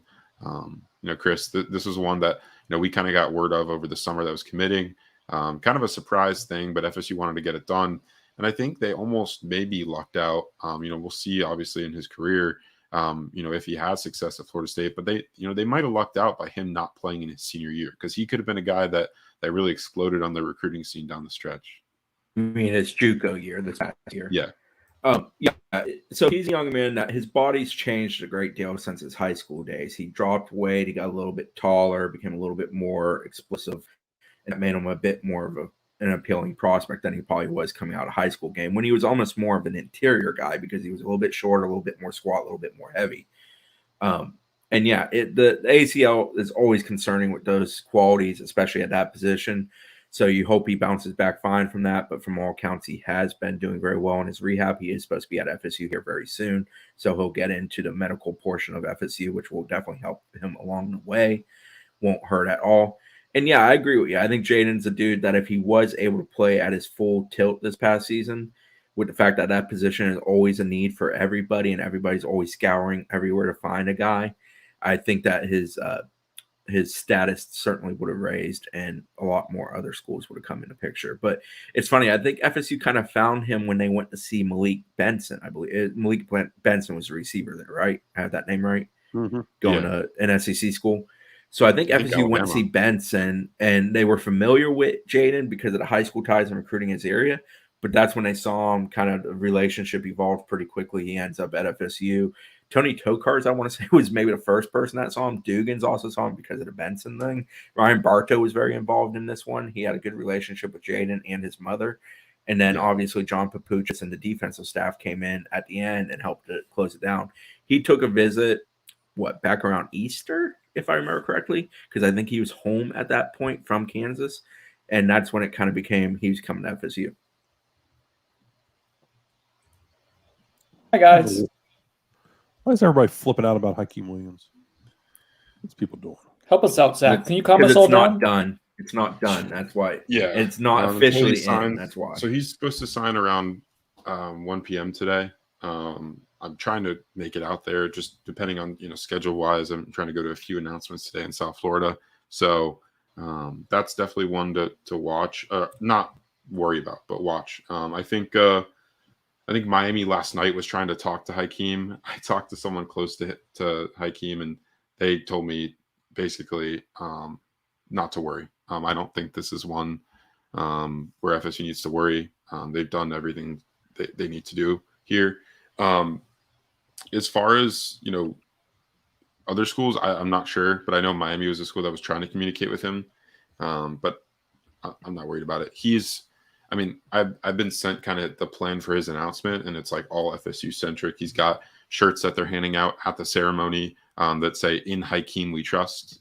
I posted on my Twitter. You can, Brendan, if you want to pull that up from yesterday, so FSU fans can see. I'm told that that shirt will be on sale in the coming days, hopefully, because a lot of people were asking for it. Oh, smart. Yeah, a lot of people were asking for it on the Twitter. So. Yeah, I think they're going to try to put that on sale so FSU fans can support, and obviously, after his signing, he can earn NIL opportunities. But yeah, this is supposed to go down around 1 p.m. today at his middle school that he attended. He's doing it there because I guess that's kind of where he came onto the recruiting scene a little bit, not a ton, but that's kind of where he started to develop, on the football field, and that's kind of means a lot to him. So they're going to do it at his middle school. Try to get there later today and provide some coverage for Noles247. AB, to answer your question, the reason people are concerned is because last year happened. Yeah. Stop letting Miami troll you people. Hey, I need some advice here. Can you guys see the photo, by the way? I've been zooming in on this, and I wasn't sharing it. There's the photo. It's pretty cool. This is kind of a like an extension of he wore during it wasn't his official visit. It was during another. It was for the UF game, I think. That was it. He wore the in Norvell We Trust one day, and in Dugan's We Trust the other. So this is kind of like an extension of this long time. Can we talk about his recruitment a little bit? Like, it's been simply incredible to me. After coming out of his commitment, it was so much. It wasn't so much concern. There was like, he's going to visit other schools. He's going to visit other schools. He's been to Miami for a game right after that commitment, right? Yeah, he went to Miami for the FSU game, I believe. No, he went for the UNC game. Yeah, That's right. and he hasn't been anywhere else. Like I find it to be incredible how much better that recruitment and commitment's been handled by Florida State than Travis Hunter last year. I mean, if we're being completely honest. Now, season helps a lot. Proof of concept sure as hell helps a lot. But I just think they've done such a better job with that this year than they have in the past. Chris mentioned this. I can't remember if it was us just shooting the shit or if it was like on the podcast, but this staff is very much done. This is even with the Keldric Faulk stuff, which I don't know if there's a ton you can do about that, but like the fool me once, fool me twice type of moniker, Chris. Like I think the staff has done they don't make the same mistakes twice. Like we don't see that. Yeah, I think they're pretty good at learning from things. I think it's one of the ways I kind of frame that. You framed it better than I did. Yeah, I try. I see somebody in the comment section saying Andy Jean stuck with UF. Can we confirm that? They have not announced them. Yes, I am oddly on Florida's official site at the moment, looking at their announcement. So they have not yet put it up, but that is the expectation. We do expect that. Yeah. I don't have a scouting report ready to go. Yeah. Did they make that close? Is that one that? They kept themselves in it. I don't know about made it close. I mean, I guess it's fair to say that because they did get the visit at the end. He did get up here twice, essentially in a month, to check them out. Part of that was also to watch the Florida game, school he was committed to. So they were in it till the end, but no, I that's not one we were sweating last night thinking they're trying to do it. There was not any point, I'm speaking for myself here, and the guys can chime in if they agree. There was not any point where we believed Andy Jean to FSU was definitely happening, or even an extreme likelihood. Yeah. Oh well. I think they're good at the wide receiver room now. Yeah, I never had we try to get all these scouting reports and stuff kind of ready to go, and I never did an Andy Jean one. Just we didn't have the time. It wasn't a worthwhile endeavor. But that being said, he'll probably end up picking Florida State. I do have a pre-write just in case. Do you? Well, you're a different animal than I am, and the pre-write's a little different than a scouting report too, from a time commitment. But that does not surprise me at all, Christopher. All right, I'm moving this. I gotta tweet something out real quick. No news, don't worry. All right, so our official signing tracker is up to date. If you're wondering who has signed officially with FSU, it is in there. Yeah, and we're keeping this along. Guys that have signed officially, to give Brendan a moment to get himself organized. Started today with Lamont Green Jr., followed by Dre Jacobs and KJ Sampson. Then 904 boards of Kent Kirkland and Samuel Singleton, Goldie Lawrence, Quindarius Jones, and Jaden Jones. Out of that bunch, early enrollees are expected to include Jaden Jones, Quindarius Jones, both Kirkland, just Kirkland. I don't believe Singleton's actually planning to be an EE. Keith Sampson is not planning to be an early enrollee. Dre Jacobs is expected here in January, as is Boots Green.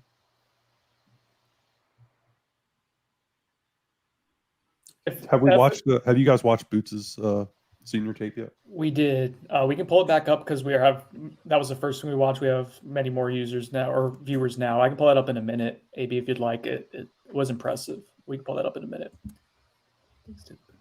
I'm just trying to tweet this. I think he's a guy nobody talks about. And I know coming out of today, the one way or the other, the conversation is going to focus on Keldric Faulk. But I think it's important to – I was hoping you hadn't watched it, but if you have, I'd love to watch it again. I mean, Lamont's a legit pass rusher. Like, he's a get-to-the-quarterback kind of game changer that they've frankly been missing.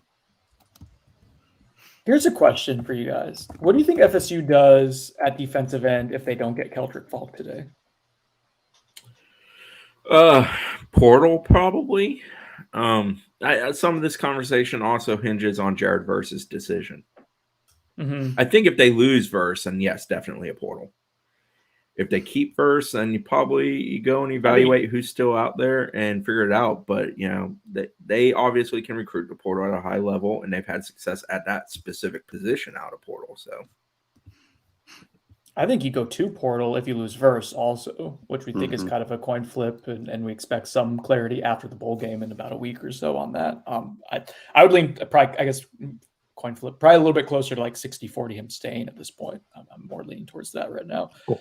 This is always changing. Is that Did you news? did you just break news? We No, expect I a just portal person to be at the bowl game next week. a portal person. No, Is that that's what I thought you said. is it what I said, Chris? What did I say? No, I don't think you said that, but it's still 8:30 in the morning, so brains are doing weird things. So I'm like, what? No, what I'm saying is I think we'll know about Jared versus I future got you. shortly Okay. after the bowl Okay. game, and that'll impact the portal. I And I got think, you. and I'm saying I think it's likely that Jared Verse it's more likely than unlikely. That's what I should say, that Jared Verse will come back to Florida State for another season. I mean, the Edmonds kid out of South Carolina is awfully intriguing. A, if you miss on Faulk, and B, if Jared Verse does decide to leave. I mean, that's a young man I'd personally make a run at anyway, even if you sign Faulk and Verse comes back, because I don't think you can ever have enough pass rushing types. But I mean, I could get it if all those things fall your way that you would be, perhaps pass on him. But I mean, against Clemson, he looked pretty stinking good against a pretty good offensive line. He kind of came on at the end of the year for them. I think that he would make a lot of sense in this defense, but I suppose we'll see how things play out. I'm still trying to tweet this. I've not done a very good job of it. I want to shout out. I checked in again on Hakeem Williams. Just want to note, no worries there still. Believe his paper is already signed. He just needs to send it into FSU, which I think he'll do later today at his announcement. But I'm not worried. Think, Conrad Hussey, one I want to note, I think Miami's trying to, still communicate with him as of this morning. Don't know if anything's changed there. That's something that to monitor. He's a guy that FSU is obviously trying to flip from Penn State along. Miami's trying to do the same. There's no timeline on when he's announcing, because his high school, like I said earlier, St. Thomas Aquinas, is not doing a ceremony for this signing day. They do theirs in February. So still monitoring that one, trying to, hone down on when he's going to do it. Last night seemed, I was pretty confident it's going to be FSU. Still feel that way, but I think, it's not a completely done deal. Anytime they're throwing money around. Yeah. It's Sunday. So I had this thought in the last 24 hours. Signing day has always been a day of getting the rug pulled out from under your feet. You don't want that to happen, but it does happen. It's just a natural thing of it. Throwing in the money component that's come about with the public money of NIL has just made it completely sort of an expectation at this point. And obviously FSU was the poster child for that a year ago. But they're not the only ones that have had that done to them, and they won't be the only ones that will have that done to them by the end of today.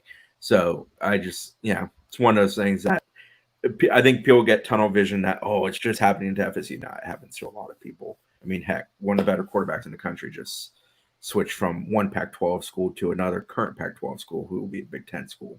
So, these things happen. What are you laughing about, Stone? I'm laughing at you try that one Pac-12 school because college football. I'm laughing at college football. Real quick, as we're here at this point in the show, I want to give a shout out to our sponsor for this live stream, The Battle's End. Maybe you've heard of them. Kind of been a big deal the last week or so. They want to give a shout out to the block party they're going to be having the day before the Cheez-It Bowl in Orlando. It's going to be Wednesday, December 28th, 4 p.m., 12 a.m. Jake Owen headlining. Jake Owen's a big deal in the country music industry, is he not? I'm not a country music guy. Yeah. He's a good-looking man. He kind of looks like Newberg, actually. He looks like young Newberg. I cleaned up Newberg. I've seen Owens before. It's just kind of like a party. Most country shows are, but look at I don't listen to country that much, but if I do, there's a few of his songs that I'll turn on. We'll get you into it, Zach. Me and you, Cheez-It Bowl. Let's do this thing. Okay. It does look like Newberg, right? Can we get you two in the cheesiest room? That freaking. I would love this, Coach. I would love that. You guys didn't enter the sweepstakes. First off, Micah Pittman has to do a vlog from that room. Like, I think it should be mandatory for him. We should have done, Zach, 10 minutes. We should have done the 10-minute video of us tasting all the different Cheez-Its with Dane for this. This would have been a good time filler. It's probably too late for that, though, right? Yeah. What's Dane doing right now? He's making it to practice for us since I'll be a little bit late while doing this. Let's hope he makes it. Dangerous. Well, let's be honest. It's 8:35. Dane is probably currently lost in the woods somewhere. Dane's Or probably on the toilet. or pooping. Yeah. Yeah. Oh, guys, come on. Oh, come on. Are we Another- talking about stupid another- 8:35? Another content idea is for Chris to listen to the Faulk in the Road episode, which he has never done. Never- And never will. Just Me listen either, to it. Chris. Me either. Oh my god. Just listen to it and just we will watch your facial reactions throughout it. We won't hear it. We'll just react to you By react. the way, Dane just texted he's actually on the toilet. Tuned into this. I swear, if he comes in here right now, I'm leaving. I just texted him a picture. It didn't happen, and he sent a picture at that. Dane and I were Oh, texting about it. no. Go, oh wow, there's a photo of it. Well, that will Dane, careful. I'm prone to put anything on this live stream right now. But we will not. We'll save people from that photo. Is Dane headed to Backwoods, Alabama? We talked about setting him up to Highland Home again. Decided against it. I didn't know what the upside was. Do you think that? So back in the day, we heard the stories of on the bench being the played day. in recruit homes as a negative recruiting trail. Do you think Auburn staff played Faulk on the road in Keldric Faulk's home, and that's kind of what's going on here, or what's your thoughts on that, Brendan? I don't want that evil on me. I think you're going to turn some weirdos in the fan base even more against me than they already are. Listen, Good. that was people. Get them out. it was legitimate art. It may have been too highbrow for some people. And that's fine. It's not for everyone. Not everyone loves the Mona Lisa. Not everyone. So looks see, at I put my Rembrandt's hands in paintings. paint cans and I threw it against the canvas, and then I sold it.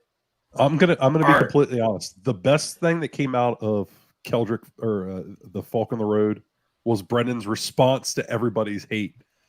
The immediate shutdown, like "screw you guys, I'm going home," was pure gold. in I mean, opinion. my next podcast was me just being passive aggressive and talking really quietly. And You never. I'm kind of aggressive too, but mostly passive aggressive. And my favorite response to that podcast was people like, "Oh, this is great. This is what we're looking for." And I was literally doing a shtick. Brendan, go to my Twitter. I'm going to retweet a video of Lamont Green Jr. signing. All right, give me a second while you're doing that. A couple people have asked about what is Will you throw up that with in the thread Cyprus- too, Zach? What is up with Fentrell Cypress? Timeline for decision? Do we know? There's been a couple of questions about Fentrell Cypress, the blue chip transfer recruit, corner from Virginia. Chris, do you want to talk about that real quick while I try to pull up Zach's Twitter feed? So when Cypress departed his visit here, I kind of pressed him on that. He didn't really have a timeline. I followed up with him via text since. He still doesn't really have a timeline. We've heard some chatter he might take a visit during that January 4th to January 8th transfer window when it does open up a little bit for those guys. I did ask somebody tied to FSU yesterday if I should expect a transfer commitment today, specifically to Cypress or Fisk, Braden Fisk, the defensive lineman. I was told neither of those were expected to go down today as of yesterday. So we're not sitting here waiting for something to happen. The next transfer commitment we expect is tomorrow, more than likely, and it's an offensive lineman, so it's not either of those two cats. So just to kind of share that and update people a little bit. Okay, I'm going to pull up thank you, Chris. Can you retweet my tweet, shouting out the Battle's End, please, on the company count? My company count is not tied to my new computer at the moment. Yeah, I'll grab stuff for you. I know you're not busy doing anything else right now. Definitely shout out Battle's End. Shout out Zach, Battle's End. I like that you retweeted short-time FSU beat writer Andre Fernandez, long-time Miami beat writer and Miami Herald writer, and all-around good guy, Andre Fernandez, for the Lamont Green stuff. He was. Andre, we hardly know ye. All right, I'm going to play this. I don't know if you're going to be able to hear the audio. I think you will be able to. So let's give it a try. You ready? Is it showing? Mm-hmm. Cool. I just want to give a special thanks to You can hear it. for getting me to where I am today. I have many to thank for getting me here and many more to thank. Dude, click on the expand. Thank everyone who believed in me throughout this process. It wasn't easy and it took a lot to get here, but I look forward to continuing to grow with my new FSU family. I have a far climb ahead of me, and I hope you all continue to support me. With that being said, I'll be attending FSU for the next 3 to 4 years.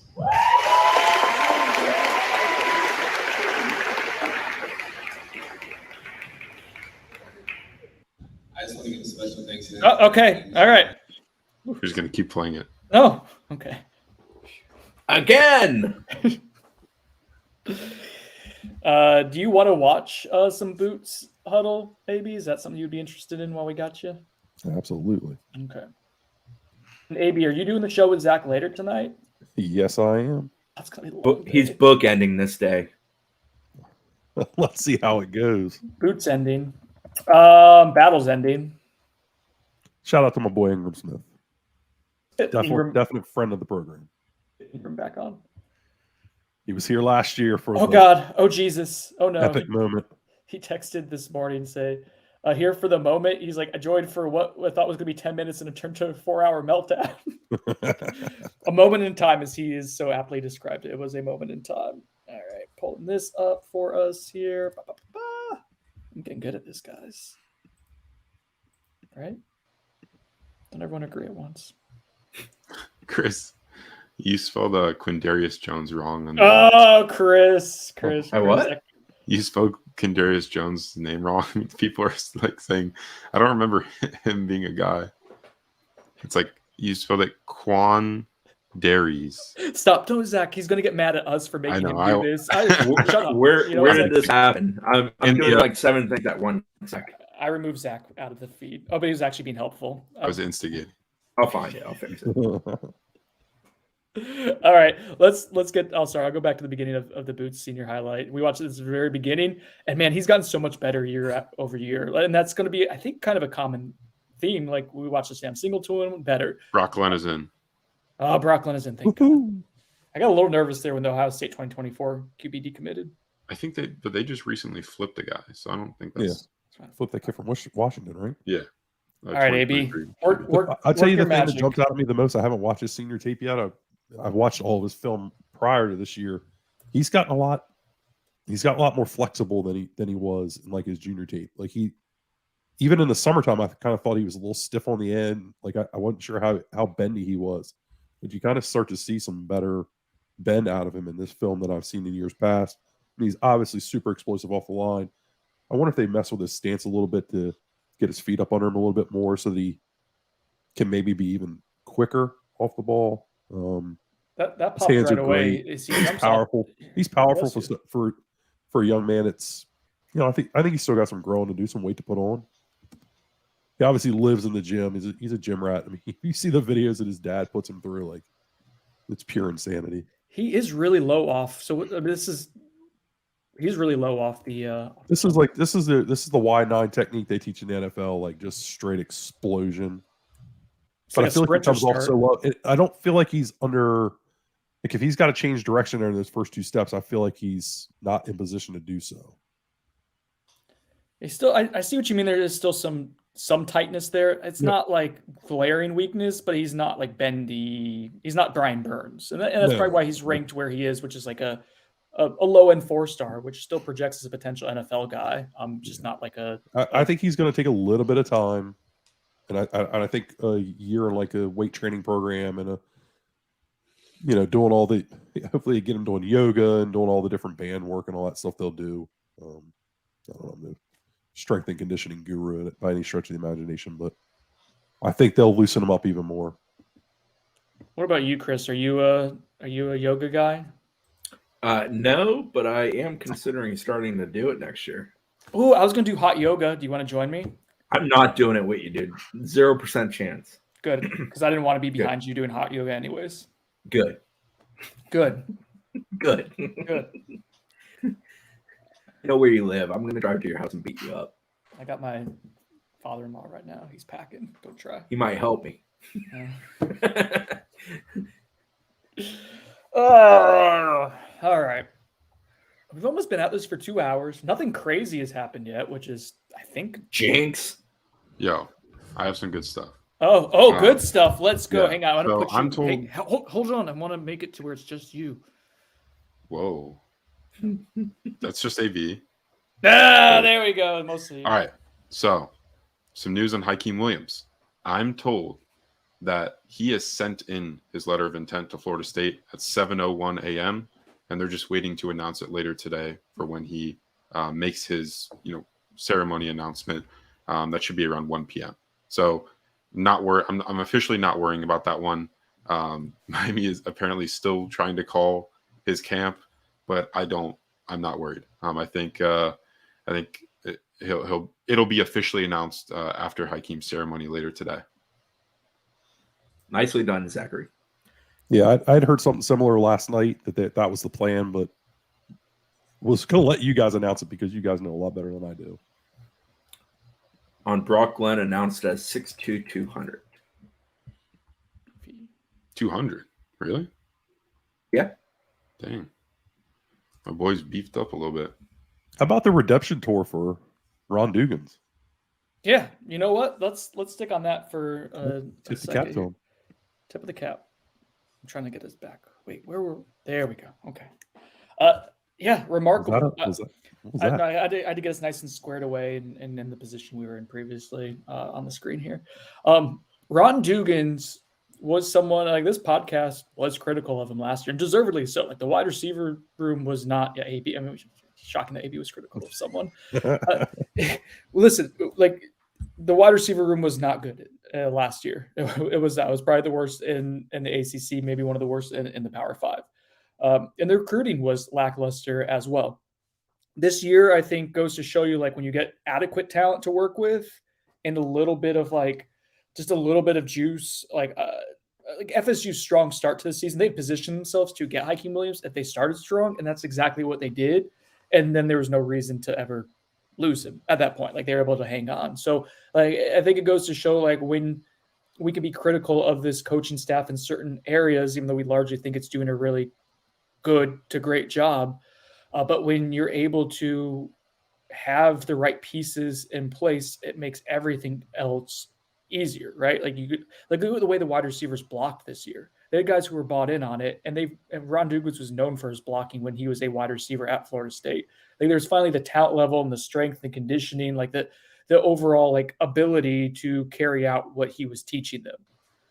So like when people would complain about, oh, the wide receivers dropped the ball, that's not on a wide receiver coach. Like that to me, that was always like a silly argument. Now, if you want to get in on them not running the right route or being in the wrong place, and yes, and that is a criticism that you can have on attention to detail. But I always thought some of it was over the top a little bit.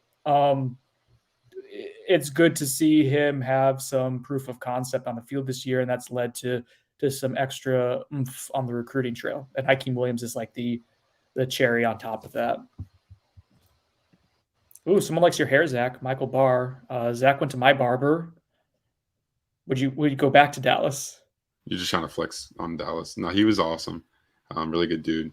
What's the name of the place? Burn the Breeze. Actually, I don't want to tell anyone about that because it's already hard to get spots there, and I don't want anyone. Oh, that's like an indirect pub of it. Yeah, I like that place. Is nice. It was really chill, and I like the decor in there. I heard you bought him a plant. That's what he said. I did buy him a plant. He said it took you 2 years to deliver it to him, and you grew it in your house. Apparently.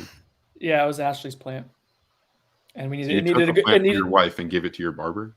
Yeah, priorities. Okay. In a man's life, Zach. All right, you want to break down some Hakeem Williams? Dog, barber. My hair game is on I'm going to tell Ashley you said that. Couple quick updates. Florida has not yet announced Andy Jean regarding that earlier question that we received. In fact, from a target standpoint, still waiting on Edwin Joseph, Conrad Hussey to do their deals. Christopher Otto, he's a nooner. Same with Edwin Joseph. He's also supposed to be at noon. And then Keldric Faulk supposed to be in that noon to 1 territory. Cedric Baxter, technically, I don't believe is officially in at Texas yet. He wasn't as of about 5-10 minutes ago when I checked. Cameron Robinson is one of the few that Virginia is still waiting on. We expect him to stick with Virginia, but he's supposed to do an actual ceremony this evening at 6 p.m. What time were Conrad and Edwin ceremonies? No ceremony for Conrad, like I've said 3 times already. Thanks for listening, Brennan. Edwin Joseph, around 11:45 to noon is when I expect him to make his announcement. I still feel very good about FSU's chances to get him. So not during the live show. Correct. We've timed it perfectly. Do your evil laugh, Zach. You've been working on it. It's been getting really good. Nah. Zach will do a handheld video from Edwin Joseph. What'd you say? You'll do a handheld video while you're at Edwin Joseph's. Yeah. Post it later. I don't get it. A handheld video. I don't get it. Edwin posted on the gram 11:30, but yeah, it's from like 11:30 to noon. I'm sure with Chaminade they're gonna have multiple guys announcing, so it'll probably be a little bit. But yeah, I'd guess that probably gets fully announced by like noonish. Oh, Chris, people are asking what happened with Cam Robinson. Brendan put in a crystal ball that is going to be wrong because he can't take it back. That's what happened. Yeah, so we talked about this a bit yesterday on the pod. I'll recap it for those who didn't hear. He visited here in South Carolina over the last 2 weeks, but we've heard that Virginia did a good job when they sent 8 coaches in the home of convincing them that he's the top-rated commit in their class. Sort 9. of the guy of their class. Maybe it was 9. I don't know. I only have 8 fingers. I can only count that high. The expectation as of yesterday was that he would stick with Virginia, and that was coming from multiple angles. So DeMarco Ward is in for FSU. And he literally is in.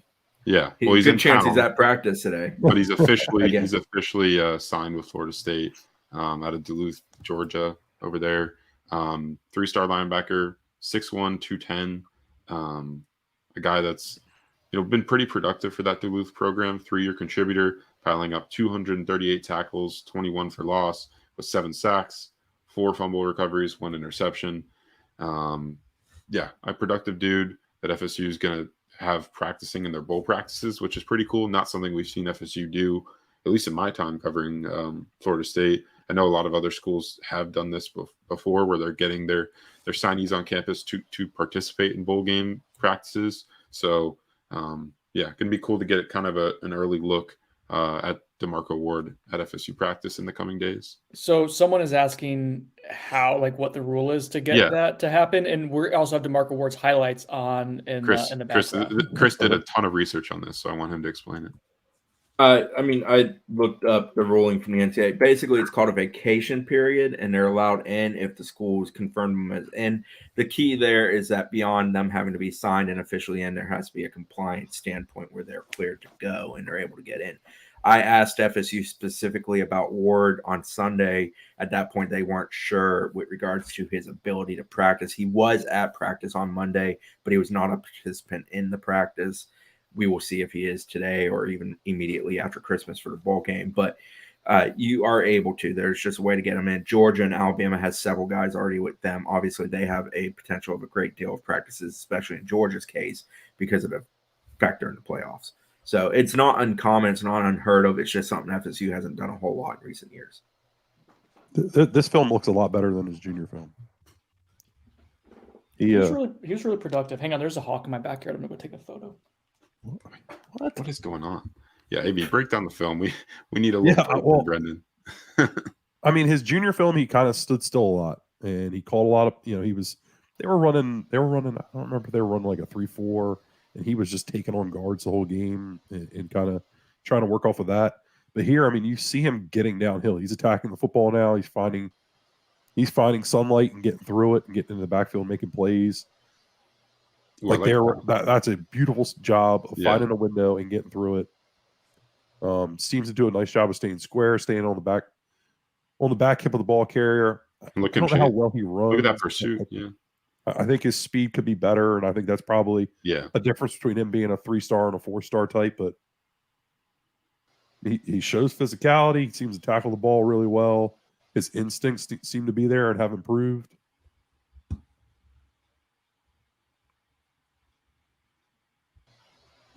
Yeah, that's what a lot of his junior film was, just taking on guards. Yeah, it's nice to see kind of the evolution of his game. I think that's always something you want to see at a senior film. You don't want to see a guy tapped out because that usually translates well to his career at the college level. It's a nice scrape and run, make the tackle. It's a good play.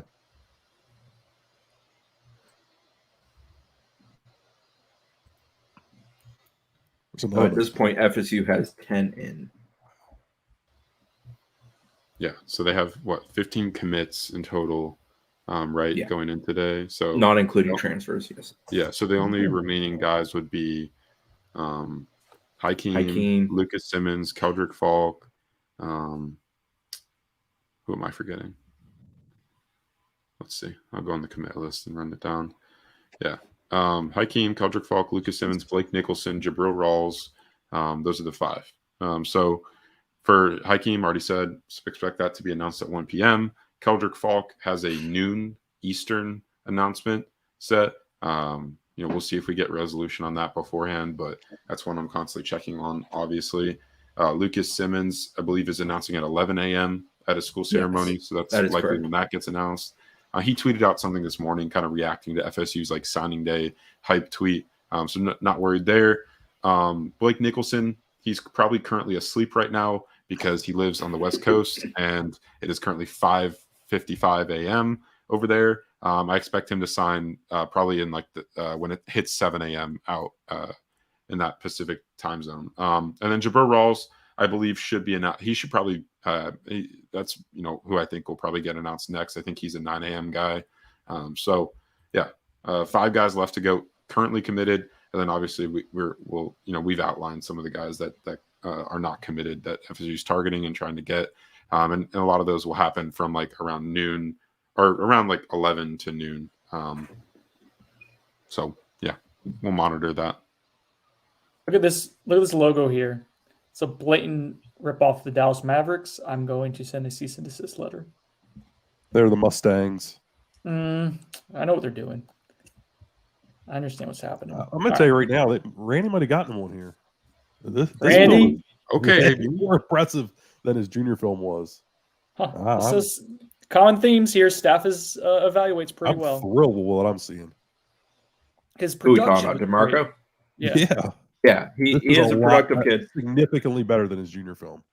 So I'm friends with a person tied to athletics at Duluth who played college football at Florida State. Just say their name. They can figure that all out. I don't want to put him on shout like that, but he loves DeMarco. He said he's a very good player, great kid, well-rounded kid, both on and off the field. He's excited for him to be at his alma mater playing for the Seminoles. So just to share that personal view, I know a guy who's tied to the athletics of a school is usually not going to run down the kid, especially when he knows it might be sort of on the record like that is. But he's legitimately and consistently talked about DeMarco in that manner. We have a hawk in the tree and a falk in the road. Lucas Simmons is officially in. Wow, that's a big That's one. All right. We weren't nervous about that, but like Florida was making a strong push.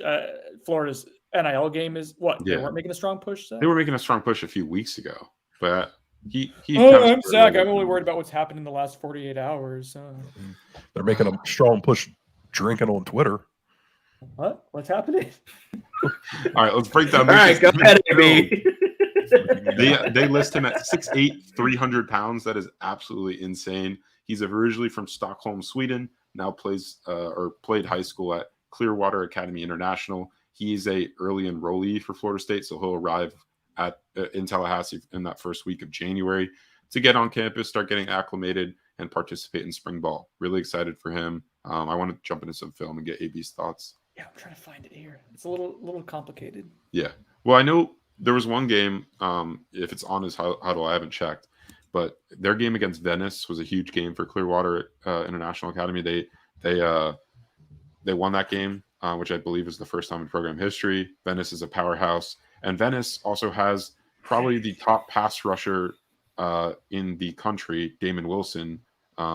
Rushing the passer, and he was lined up against Lucas Simmons all game, and our Andrew Ivins of 24/7 report or put up like clips of that and of that game, and basically was impressed with how well Lucas Simmons managed Damon Wilson's pass rush, which was just impressive. What game was it, Zach? It was Venice.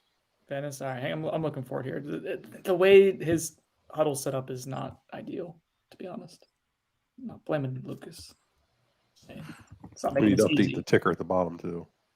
Lucas Simmons is a great example of Alex Atkins' recruiting ability. The way he recruited Lucas, his family, and then his family at Clearwater, because he is an international kid playing over here, was ultra impressive. And it's the reason that Lucas was so at ease with going to Florida State. His profile goes to the Explore page at Huddle, so it's like this.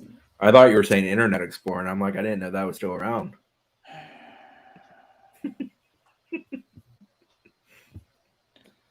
Wasn't even good. I just enjoy you being frustrated. I know you do. I know like you do. It's like my favorite thing.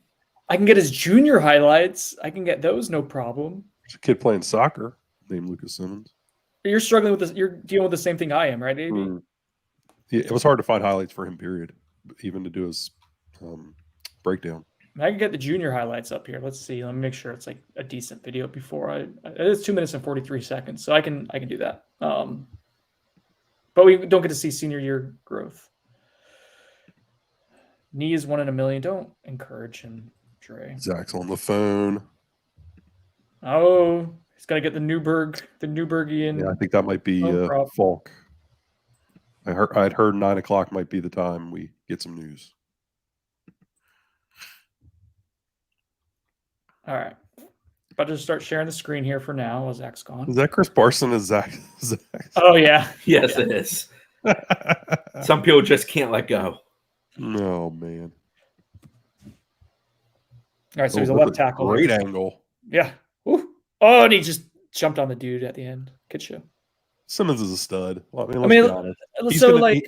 He's going to take some time because he just is. I mean, he's a raw football player, but all the skill sets there, the feet, the length, I think the mind is there. He seems to understand what he's supposed to be doing and where to get to. Angles seem to be good all the time. Let's stop at that point, AB. Angles you mentioned, like that's such an underrated part of football and especially blocking. And I think like when I'm watching and trying to scout someone, just seeing how they move and if they understand like where someone else is going is such a important part of the puzzle. So like let's watch him here.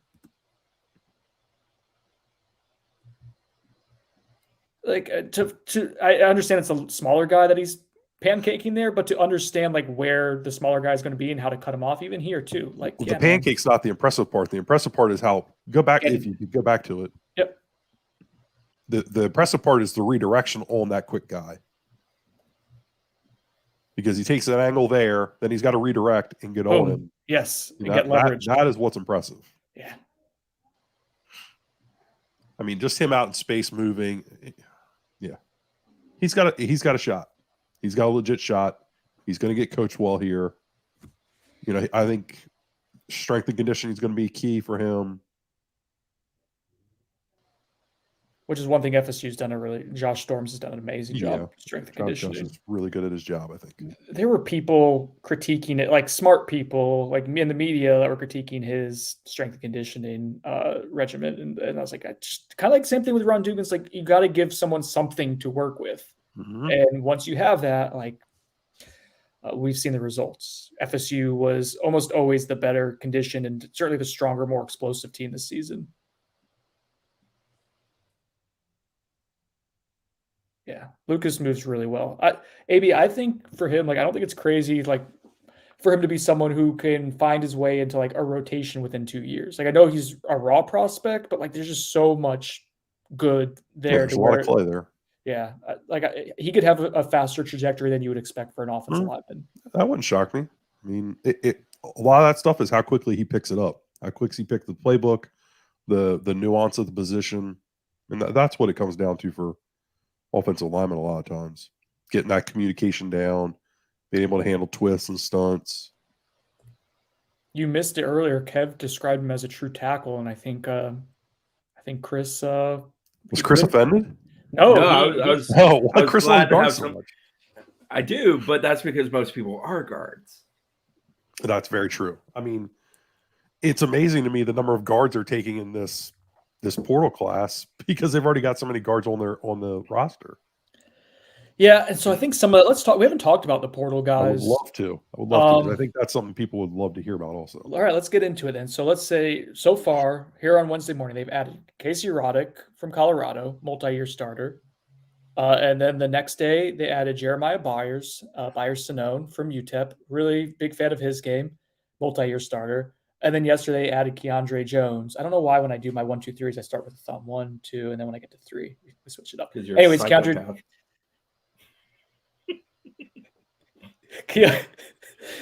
Jones, a 2.5-year starter at Auburn. So that's what they have so far. We are of the belief that they may not be done either. Potentially tomorrow, later this week, John Campbell officially visited Florida State. no other visits that we know of right now. So it's fair to deduce Cypress, that they may add another transfer offensive lineman. So maybe that's what they got. 3 in the boat so far, a 4th potentially incoming. What are your thoughts on what they've acquired to date?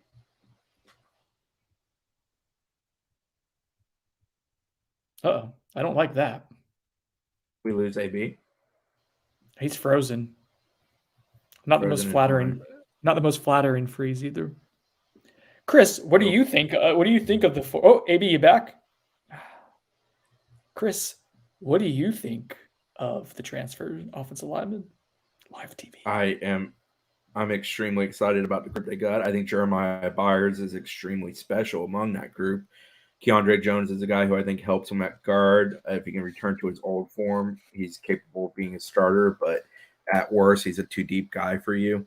I think there's a possibility to add John Campbell here in the coming days, and that's a tackle who helps with depth at that position. He's a true tackle body himself. I know he's had kind of mixed results at Miami in his career, but I think he's a guy they believe and they trust. They think can help him from Orlando, so they're uber familiar with him. That's not one they probably had to do a whole lot of research on. They scouted him to play against him. They know him from being from Orlando, things of that sort. Who else is there? There's Keandre Jones, Jeremiah Byers, potential John Campbell. They also got commitments from AB. Someone said AB is Jared. That's pretty good, actually. Okay, so we talked about the sorry, I'm getting us all focused and getting AB out of there, and we'll get him back in. All right, trying to produce here and talk is really difficult. People who do that like for a living, very impressive. We'll talk about the high school guys as well, Chris. But Keandre Jones, like if you had to list them in order of like guy, like I think this is a pretty clear tier system, like in terms of like next year's contribution. And Byers is in the tier of his own, right? Yeah. Okay. I think Byers has the potential. I'm not trying to be hyperbolic here. Byers has the potential to be the best offensive lineman FSU has had in the Mike Norvell era. Yes. Potential. He has. There we go. AB's back. Right as we started talking about what you wanted to talk about too. That was really unfortunate. Dude, it's just like everything froze. I'm like, what the heck is going on? All right. So we set it up of who they have so far, and we're starting a tier system for the offensive line transfers. Chris and I contend that Jeremiah Byers is in a tier of his own as a potential NFL. Mm-hmm. Like I could see if things go right for him, like a day 2 pick. Like I think that is on the table. Should we continue talking about the offensive line, or does Zach have scoop we want to drop? Do you want us to talk about the offensive line? His face looks sad. No, not like nothing like that major. Okay. Just talking to some people, but I still feel good about Conrad Hussey. I think today it's between Penn State and FSU, not Miami. Dude, this is so all over the place. It is literally changed by the hour. But let's just almost like a color spectrum thing. Let's just name we don't have to say the date of when, who we think the leader has been at any given time in the last week. Just name it and then just keep going in order, even if it's been a repeat. So I can't provide. You're saying don't provide the timeline of when it is, or provide say don't provide it. Just list the name of who you think has been leading at any given time. Okay. Well, I think Penn State first, obviously, then Florida State, then Penn State again, then Miami for a bit, and then FSU at the end, and now it's between FSU and Penn State. So it's been insane. I mean, this recruitment's literally changed. I've checked on this every day for the past 6 days, probably, or more, probably a full week now at this point. And it like every phone call the information seems to change, but I feel pretty good still about Florida State's chances. I'm not too worried. Just need to obviously get it done, close. Okay, so let's end this by breaking down before we wrap up at 10, breaking down the game of. They announced Jaheim Bell. Okay.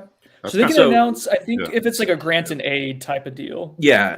If they sign something of some sort, they can announce it. I didn't know going into today if they would definitely announce the transfers now, if that would be more of a trickle effect to keep them in the news cycle. But yeah, so they announced Mackenzie Milton, to think back on one previously. I think Mackenzie was one of the first 2 guys announced that year, if I remember correctly. So yeah, I'm not shocked that they're announcing them. I just was not positive they definitely would. That's cool that they are. I mean, I think that's a nice bonus for signing day. Create some hype. Obviously, we already knew he was in the boat, but he's a guy that's obviously a really coveted player in the portal. And it's nice to know that he's locked up at Florida State. Yep. AB, do you want to talk about the offensive line now? Yeah, let's do Sorry. it. Okay, so the tier system. Jeremiah Byers is our clear cut. Sorry. No, just wanted to update of a quick time. Sorry, AB. Sorry, Brennan. Oh, you weren't kidding? What the hell? Yeah. So Jabril Rawls, he told me 9 a.m. But I forgot he's a different time zone over there at Pensacola Catholic. So it'll actually be 10 a.m. So that should happen at the end of this hour. All right. Offensive line, baby. Let's go.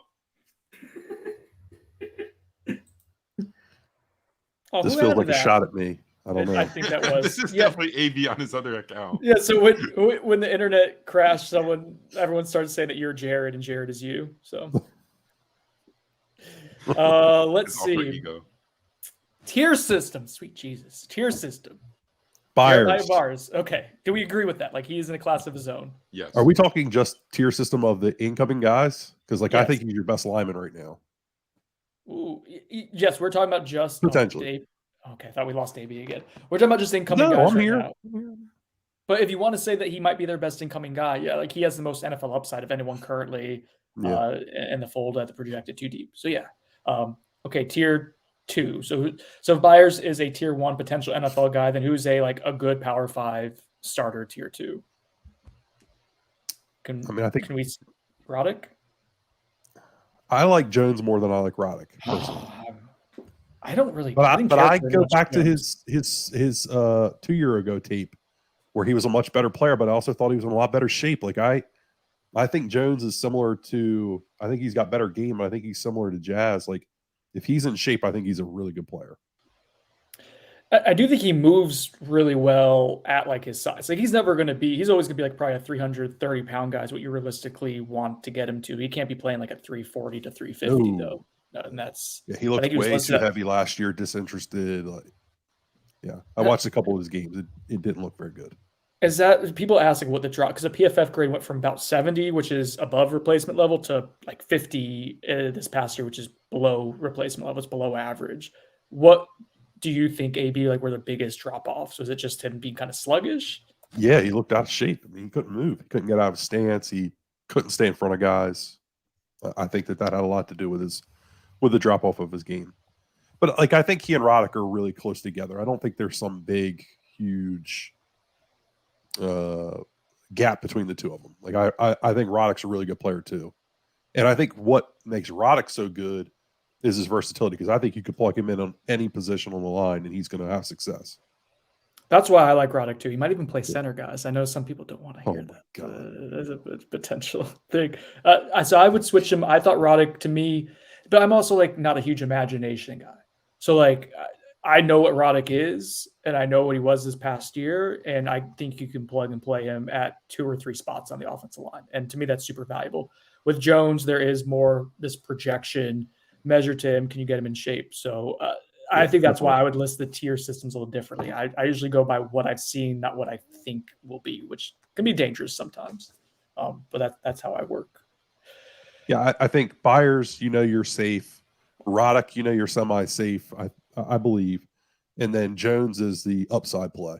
Mm-hmm. Which is, I mean, Hmm? these are good problems to have I that you agree. have those type of tiers. And then have you watched John Campbell yet, the Miami left tackle? I went back and rewatched the Miami game against Florida State. I mean, I thought he did pretty Fine. decent against Jared Verse. I mean, One note he's a on that better pass game, blocker than run blocker. he got banged up in pregame warmups of that game. Oh, There was that's actually a right. question of whether or not he would play in that game. I remember that buzz being around Miami beat down there. Yeah, that's right. He had to get like not carted off, but like escorted off the field. I think, yeah, like he struggled to get off the field, but he came out and obviously played and started. He started every game last year at Miami. Kev has a question. Is AB updating the banner like I told him to? No, I didn't. I never know I was told to do that. I would do it. Come on, Kev. I feel like Kev likes scolding people. Is that Like, Kev is, listen, what you don't understand is everybody's like, oh, Zach's becoming an instigator. Kev is the instigator, and people don't realize it. He's Chris, mean to me. Chris, He's mean to me. let's do the sassy because I think Chris can be sassy too. This is a sassy group. I am never sassy. You I can kinda be have to a be certain sassy. other word I can't say on this family show, but I'm never sassy. All right, if we can get Dane to join us real quick, if he's listening while driving into practice or if he's there waiting right now, I want to do a sassy, Noles247 sassy power poll. All right, I want to see who the sassiest is. But Chris, we'll let you do yours first. Top 3 sassy members of Noles247. Third, there's 3.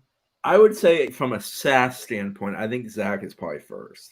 You're probably second. And Kev, because I interact with Kev, at least of the 3 of you, is probably third for me.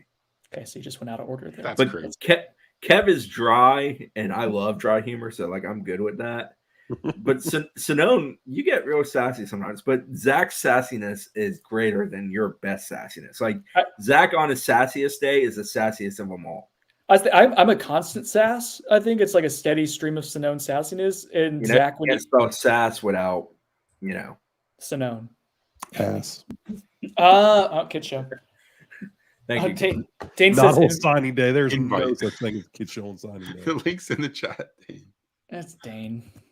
The last thing we got in the chat, which we said keep the chat clean for just news and make it streamlined today, is a picture of Dane wet and just out of the shower on the toilet. He's like all red too. Yeah, I don't know what's happening there. He must have taken a really hot shower. Why is everyone saying I'm upset and I just got bad news? I got no bad news. So Your stop. Because face they looks wanted- sad. I'm gonna be honest. If I have news, I'm going to break it on here. So trust me, I'm not just holding stuff. The news better happen in 15 He always looks that way. Zach and I are staying on until it happens. I'm not letting him leave. Oh, I don't know about that. I got to go to some ceremonies. There's only one ceremony that's important right now, baby.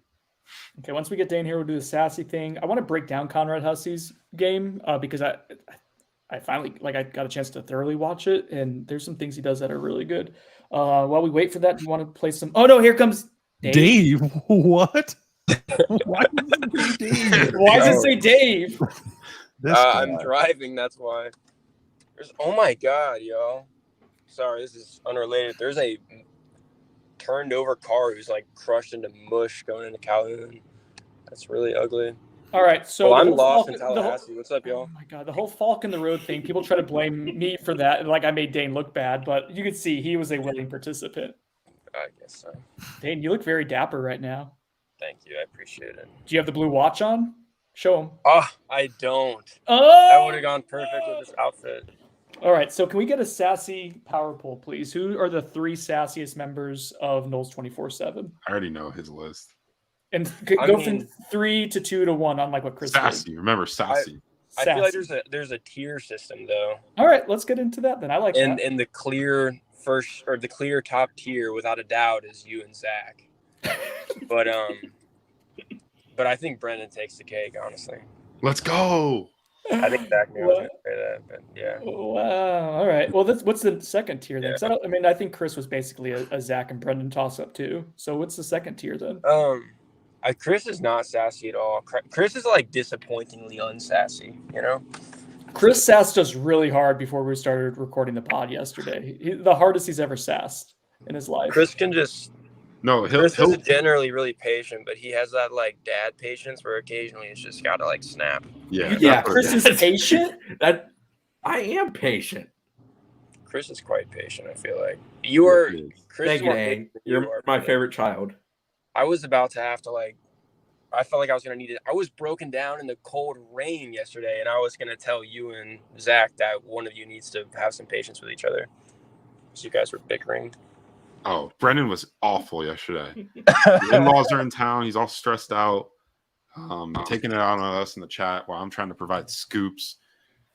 That's the sassiness you get with this guy. Trying to follow the thread of what was happening in the group chat. I thought Jared Verse was announced as coming back at one point. I thought Keldric Faulk had publicly decommitted. Like trying to keep up of what you guys were actually talking about in a 20-minute window in which I didn't check my phone was madness. I'm sorry you were late. This coming from Brendan, who loves to send one-word text like 7 in a row to make a sentence. That's not true. Well, Sorry, thread in the Brett, group chat. you're No my longer favorite Chris's child. favorite child. I don't know where my Buyer Sinone thread went. I think it's gone. I was trying to look it up so we can play Buyer Sinone with Dane here. See, Are you Chris- going? Did Chris axe it? So Dane is actually going up Did to not. Highland Home, Alabama. We haven't announced that till just now. Stop faking people out, man. It's another Faulk in the road to go I cover Can't follow this. this thread. All right, Dane. Wait, This is Tyler. great. The audio for you in the car is great. This has been fun. Oh. You're adorable. Get out of here. Bye. I I'll always see you. forget. I'll see you in an hour. I'll see you. Hey, Zach, Okay. do you have any more clarity on a time for Conrad Hussey to do what he's going to do? No, I do not. Okay. I'm going to make a call here soon, see if I can get more clarity on that. But no, as of right now, I do not have a time for him. Yeah, I've not All seen. right, him I've got a share question for anything. you guys. We're talking about Brendan. So I text Brendan on Friday. There was a lot of hysteria about Deuce Cypress showing up to campus. Oh my. So I text him on Friday. Cypress not showing ? And Brendan's response to me is, "You scare the shit out of me with these texts." Is that a natural response to somebody, especially if they put a question mark on there? Zach. Why am I? Why are you turning it to me? That was a question directed to you. Oh, so it's to everyone. I'd like to hear everyone's thoughts. I think Brendan overreacts a little bit. Listen up, Shane. My testosterone injections. You don't want Testosterone. testosterone. you don't want to know what's been happening. Manny Diaz. In the Sinone household the last few days. What is I'm going maybe on? opposite of testosterone. It's been madness in here. Brendan sounds like he's recording a hostage video right now. AB sometimes, if we're doing a therapy session, sends very cryptic text messages that don't have context to them with a question mark. And Yes, that is true. That is true. and so And also, there's 25 people on the board that asked about Cypress. I didn't know whether that. he made it in. We were putting on the board that he just the guys were arriving. He just hadn't arrived yet. But I guess I kind of see where Brendan's coming from. But also, I think he overreacted a little bit. Thank you. I feel like you're just being nice there. Yeah, he No, is. But I think he is. I think Brendan's reaction was too much. I would have been like a little freaked out from the text because it makes it seem like it's coming from somewhere that news is that's actually newsworthy and not just like fan hysteria. But you did preface it as fan hysteria, so I get it. Brendan overreacts. That's my greatest takeaway. That's not a new. He does. Wow, so many comments. All right, you guys love us. We appreciate it. We love you guys. We've had a steady stream of like almost 1,500 people for the last hour. Really appreciate it. Very cool. That's crazy. I need to fill the. So Brian, I would love to fill the dead air show my bourbon collection. My bourbon room has been taken over by the in-laws. I can't get in there. It's all going to be emptied by the time you get back. Good. Need someone to drink some of it. Are we going to watch Conrad Hussey? Yeah, let's do that. Sorry, AB. AB, I adore you. You're amazing. I also want to watch Edwin Joseph and kind of see what you guys think of him as a DB because I think that's what Cool. FSU. I started typing huddle AB. AB, what's your huddle? Oh yeah. The 2001 film's not going to be on there. Ooh. I have one clip that used to be on Ricky Booker's highlight tape. He went to FIU and I got half a sack and Ricky came and finished it off. And that was my only appearance on a Rivals huddle. So we wanted to do a breaking down our high school tape. I just don't have any. It was all on VHS. Like I just can't get it. Kev has some. He's got a huddle out there if you guys want to look it up. Bourbon Barrel is amazing. I'm just trying to say guys that have had a lot of sex the last few days. I think that's really what we're getting at here. How you Wait, skip that what? one? Come on. Dude, stop, Brendan. Sounds like haters to me. Let's get to the Conrad Hussey highlights. Ooh, full screen. All right, St. Thomas Aquinas safety. He's a top 200 recruit nationally. I think 24/7's a little bit higher on him than the composite. I think we got like a 93 grade. So this first one here like doesn't look super like amazing just because it's a bad ball. But like watch Conrad in the slot here. Watch his footwork on the double move.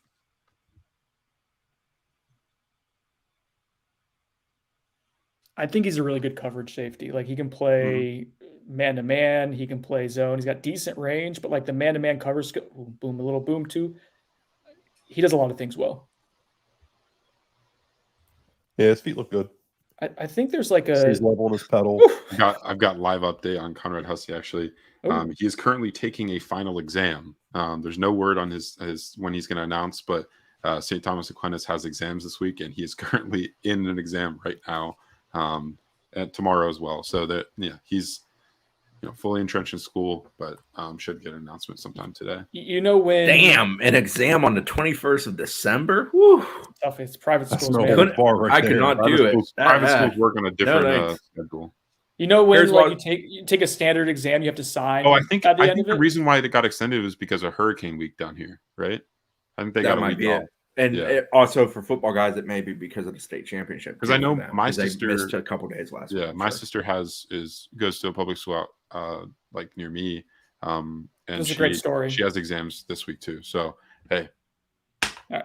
So Conrad Hussey does this a lot in his. All right. He does this a lot in his highlights, both junior and senior. He talk about like a ball hawk, not like the hawk that was in my backyard.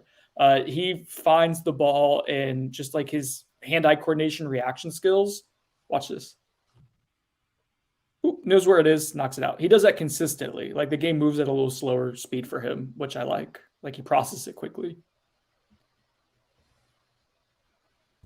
It's a good get for them. If they land him. If they land him, yeah. Don't jinx us, AB. Fingers crossed. Again, more coverage skills. They ask him to do a lot of man-to-man coverage in the slot too, and they ask him to look at this, like how much space he's required to guard here. It's man-to-man coverage. And that could go so many different ways. And the quick break. Watch the break. He kind of reminds me of Jamie, but he's not. I can see that. I don't think he's as physical, but the same style of player. And by physical, I mean just not as jacked. Jamie was pretty big, thick. But Jamie's gotten bigger and thicker. Kid show while being at Florida State too. So get him in the strength program because he's not the Conrad Hussey's 6 foot. Zach, does that sound right? I'll go look at his profile. That sounds about right. Glad I went to you on that. Cool. Yeah, knows how. You asked about Conrad? Yeah, 6 foot. Conrad is listed by us as being 6 foot 190. Okay, I already knew the answer to that. I was just trying to get other people engaged. That's good. He does. You can see why they like him, though. He's able to line up in the slot. They want to be able to play man coverage with their safeties and do different things. He's physical on the ball. He breaks so fast. His feet are so quick. That's probably the biggest strength for me. Yeah, I like him. It's like the modern, if Derwin James is like the prototype of what every safety you would love to be and understand, like a unicorn. That's like a 5-tool player, like in baseball, right? Like he can guard deep zone coverage. He can do man-to-man coverage. He can move to linebacker and play that in some kind of sub role, guard the slot. He can rush the quarterback, and he can blow up perimeter stuff too. If you're trying to say can someone get 3 tools? I think Conrad Hussey has maybe 3, right? He can cover man-to-man. He's got decent range, and he's got the physicality to go and attack the perimeter or the run. So we don't know if he's going to be this Derwin James or even the lighter version of a Jamie Robinson, unleash him as a blitzer. That's not clear on the tape, but the coverage skills are really there. It's impressive. Jeremiah Byers has been announced by Florida State. Let's go.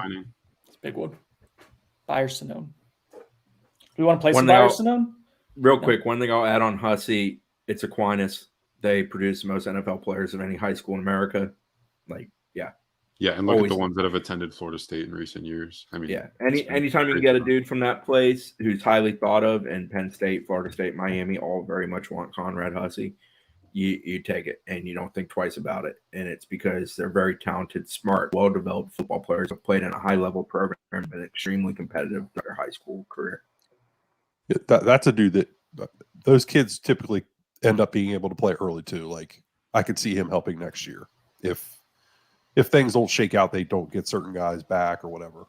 Yeah, it's kind of Shaheem came from an excellent program in Columbia, but Shaheem was more of an athlete playing defense. So it took him a little while. And Adam Fuller talks about this all the time, about how some guys can do it earlier versus later. Kevin Knowles did a lot year 1. Shaheem didn't.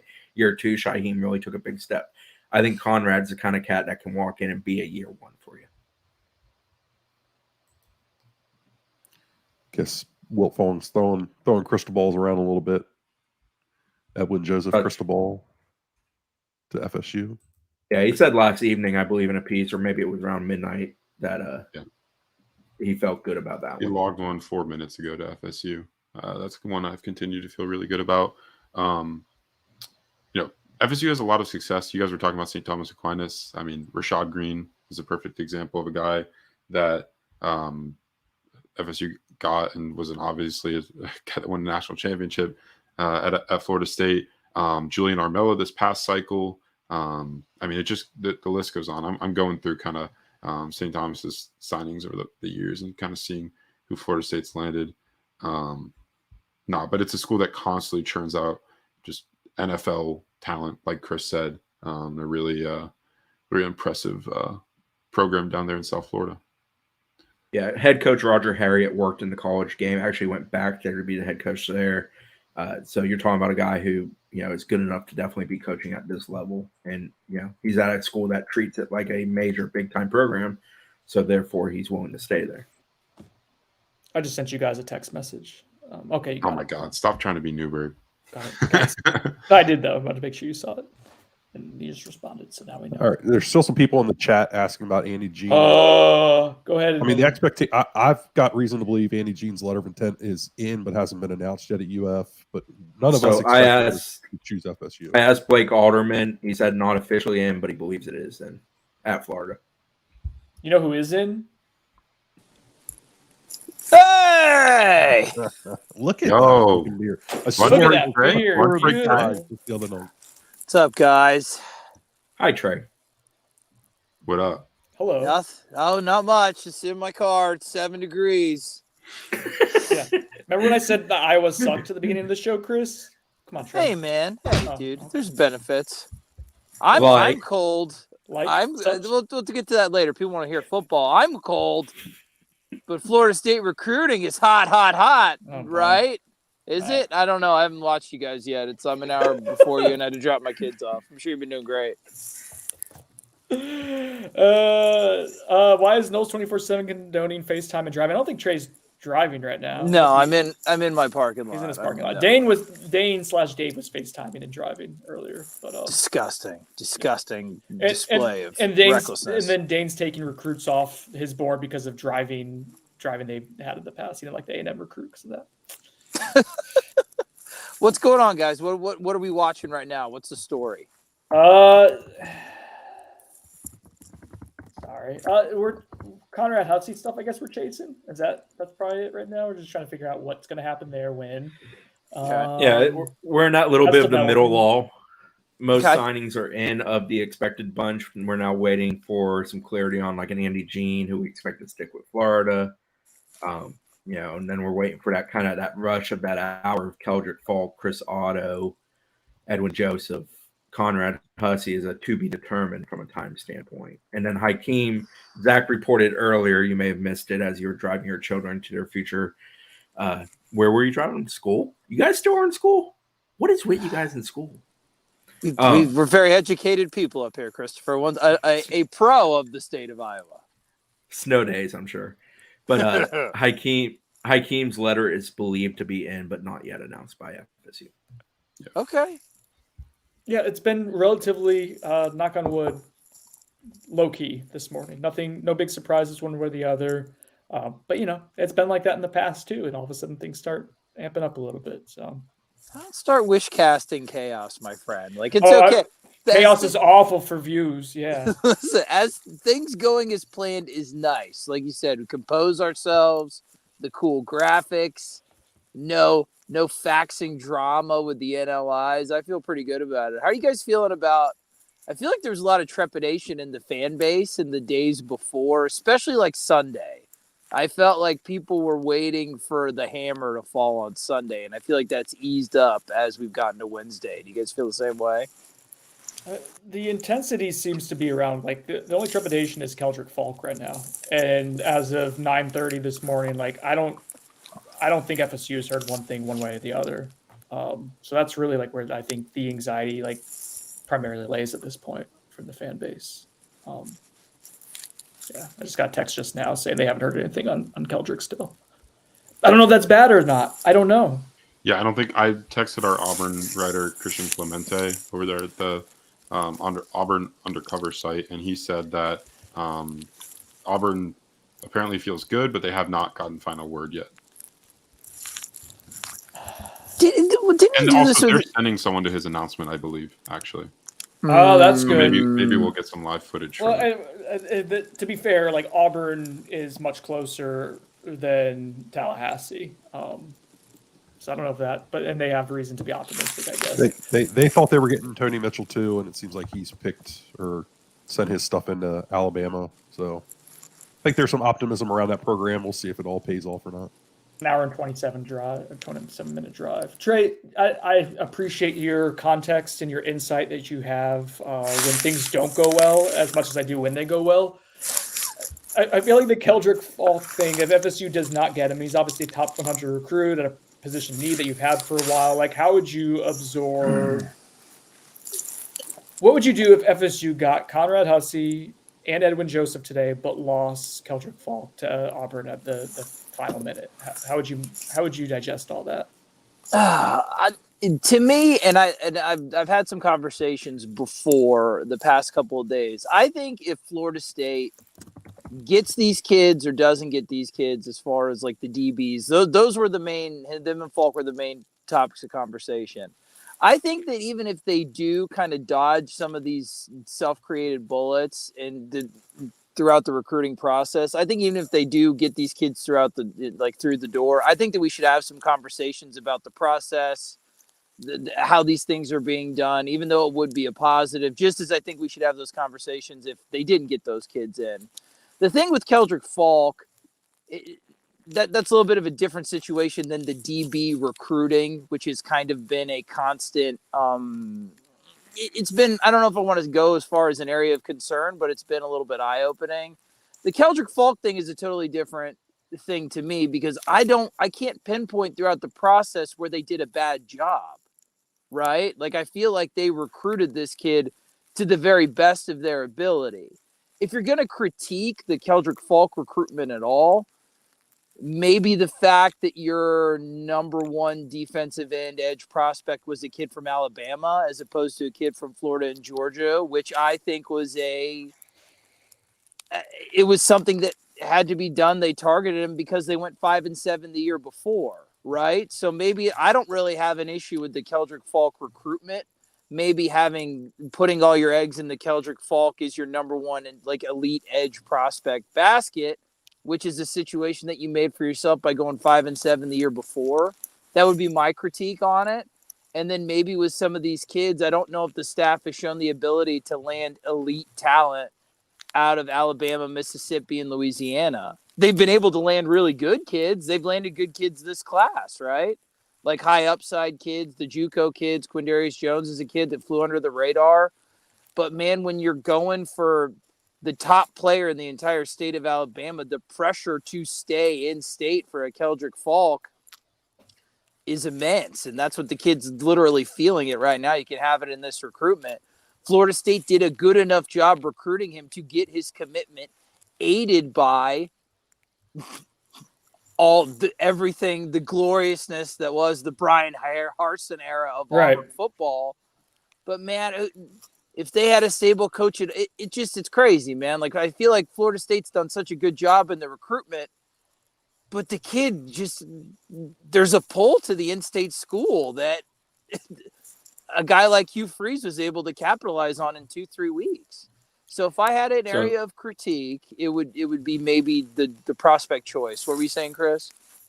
I was just going to add some context to some of those comments. I agree with you largely.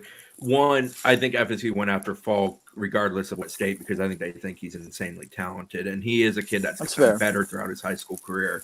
So I think he's got to just valued a great deal because of that. Plus, they had some ties there with like Austin on the support staff, was familiar with the kid and so on and so forth.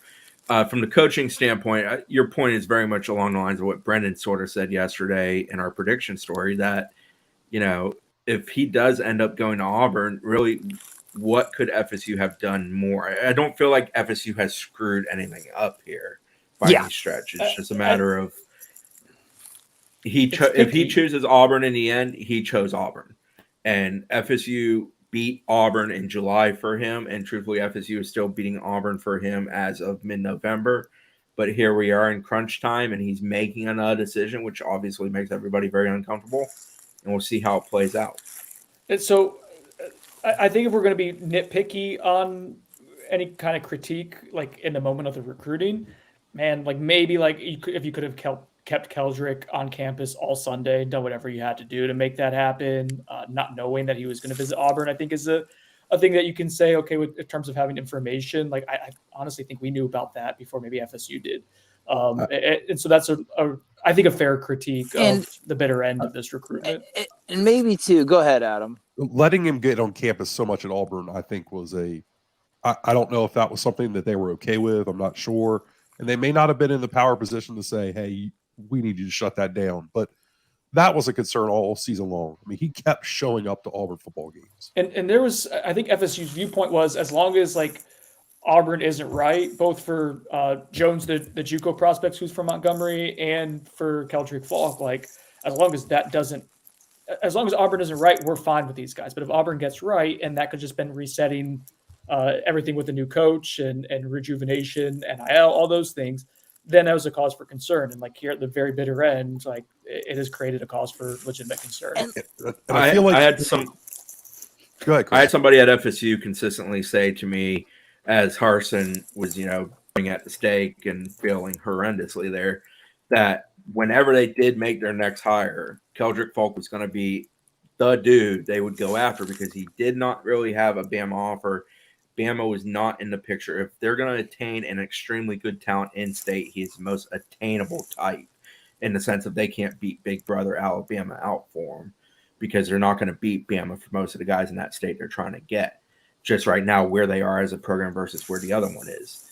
So that was always on FSU's radar. It's not something that snuck up on them or surprised them. They always knew they had this battle ahead of them. On the keeping them around for Sunday, yeah, I would love it. To some degree, it feels like a hostage situation. I just don't think that's how they're wired. I don't think that's how they want to do business. Yeah. That's up for debate on whether or not they should or they shouldn't. I get sometimes you got to take extreme measures because of things, but in a day and age of the portal, I don't know if it benefits you to get the signature of a guy who's not sure he really wants to be there. Yeah, and let me amend what I said before, because Chris is right, dude. If they like Keldric, he's talented. It's not so much that they targeted him; they should have targeted him. They recruited him. They did a pretty darn good job recruiting him. I think that him being the only like top 100 elite edge that you were in on, like having more instead of pushing all the eggs into the basket. It's not so much targeting him. Florida State's pulled kids out Alabama before. And I think one thing to kind of contextualize this, it would be disappointing, but this is not like a Travis Hunter type thing to me. This is just a run-of-the-mill lost recruitment. So I don't want to blow it out of proportion. I don't want to have the PTSD from last year. It is disappointing, and they are going to have to recover and get some edge prospects, whether on traditional signing day from high school or make it more of a focus in the transfer portal. They're going to need some more bodies at that position. It's just a lost recruitment. It sucks, but like this isn't what it was last year, right? And so nothing is what it was last year, right? Other than like the act of God, kind of like FSU wasn't totally blindsided by this, but like Travis Hunter going to play with Deion Sanders was something like that would have happened at any school in the country. Auburn decided it was out of your control. Like Auburn hiring a new coach and getting a kid who's 90 miles away to come play for them. Like, really, what could you do? So I agree in that standpoint. I think if we want to like look more, we talk about like the nitpicky critique of it, which we can argue back and forth on. I think it's pretty minuscule. If you want to take like the big picture look at it and how we're going to judge whatever happens with Keldric Faulk, like if you get him and sustain him, that's huge. That's a big win. JP and the rest of the coaching staff at Florida State should celebrate for that. If you don't get him, how do you respond? What does your board look like moving forward? Because when they did not get Marvin Jones Jr. late last cycle, I don't think they had great plan B options ready to go. Intel was that they were kind of having to scurry and reopen the board a little bit. Unfortunately, they got Jared Verse, and they were in on him and did a great job with that recruiting process of getting it on him early and being forthright and hitting on a more mature seasoned prospect. But if this happens 2 years in a row, like you have to have a plan B this year. You can't be blindsided by losing someone like a Keldric Faulk at the bitter end. So I think that's more so it's like, how do you respond? What does your recruitment look like now? I think they've kind of passed on like a pretty weak portal defensive end class so far. I don't think they've been super aggressive with portal defensive ends, largely because they didn't want to scare off Keldric. And if that ends up happening, that you went kind of soft on a potential position of need because you didn't want to push away a top 100 recruit. Like, I get it, but that would end up being a miscalculation. So what they do from here is going to be as big as the actual development of today. Yeah, and I think the things that I always like to evaluate the process, like how we got there. The results are obviously important. That's what people care about in the end, but how you got to the results. So the things that I think need to be discussed no matter what happens today is board development at some of these positions. You can see a marked difference at something like an offensive line, which is evolving. You can literally see the board real time based on the actions of that coach in charge of that recruitment. That recruiting group, and it's not the same. And then communication and relationship building, and how they evaluate the strength of their own relationships with these kids. Surprise visits and things like that, man. To me, it starts to become a little bit of a trend. We'll see if they were able. I mean, last year they were caught completely off guard. Today, it sounds like they had a couple more days of notice to work before that, but it's ideally you hate to scramble as much as the end. Maybe they can pull some rabbits out of their hat today and dodge some bullets, but it's still something that I think needs to be talked about in the end, because you don't want to have to dodge these anymore with a 9-3 team, with a team that we expect to contend for an ACC title next year. So that's what I think is frustrating for a lot of fans, right? It's not Florida State is good. They have a good coaching staff. There are small tweaks that need to be made because these missed opportunities are starting to, like, you just don't want them to pile up, right? And when you look back a couple of years from now, be like, they were good, but man, they could have been special. Mm-hmm. So I think that's what's frustrating people. So it's just tweaks, but I feel like if they land the kids, we should talk about it. If they don't land the kids, people are going to demand we talk about it. But I think we should talk about it either way. Yeah. Quickly wanted to add, FSU announced the signing of Miami defensive tackle transfer Daryl Jackson just now. Another Miami-related note, not FSU-related note, Cormani McLean, the number 1 cornerback in the country, has just announced, so I guess through his mom announced, that he is not signing today. No. Yeah. So Miami is kind of freaking out about that. Yeah. So that was just an interesting national recruiting note I wanted to touch on. But yeah, Daryl Jackson, a nice ad for FSU. Could that indirectly impact FSU? Redo their defensive tackle room. Don't talk over me. No, but what I'm trying to stay on topic to what you were just talking about before you moved on somewhere. So have an idea of flow and context and show structure. So, do you think that would impact Edwin Joseph at all? Like, could they turn their attention and give a lot of opportunities to Edwin potentially? I don't know if they feel like they've lost Cormani, Gotcha. But I know they've already tried to turn their attention to Edwin. Like, that's something that they've been trying to do. Turn more attention to Edwin. Oh, okay. Yeah, but I feel like a lot of that had to do with trying to also turn some attention towards Hakeem, and I feel like they tried to play the game there a little bit. Miami spent a lot of time screwing with FSU at the end of the cycle. Yeah. Yes, Miami spent a lot of time screwing with the country, and they've made a lot of people angry. And I think they're going to be seeing the ramifications of some of that, no matter how many loafer swap pictures that he does with these recruits. Miami, for better or for worse, is the name associated with NIL. And a lot of these guys like to operate in silence. So I think that is going to be a very interesting test case for how NIL operates and for how it should be communicated by the people that run it. McLean's insanely talented. But, at some point with the way that thing has played out in all ways, I just don't know. I understand money makes the world go round, and in college athletics it's become a thing, but you also got to have buy-in of players, and I just wonder in that case how that is. If when he gets to college, he flushes that recruiting portion of himself and focuses on his game. I have to imagine coaches ask themselves that same question at a lot of institutions. But everybody would kill to have Miami apparently. Go ahead, Adam.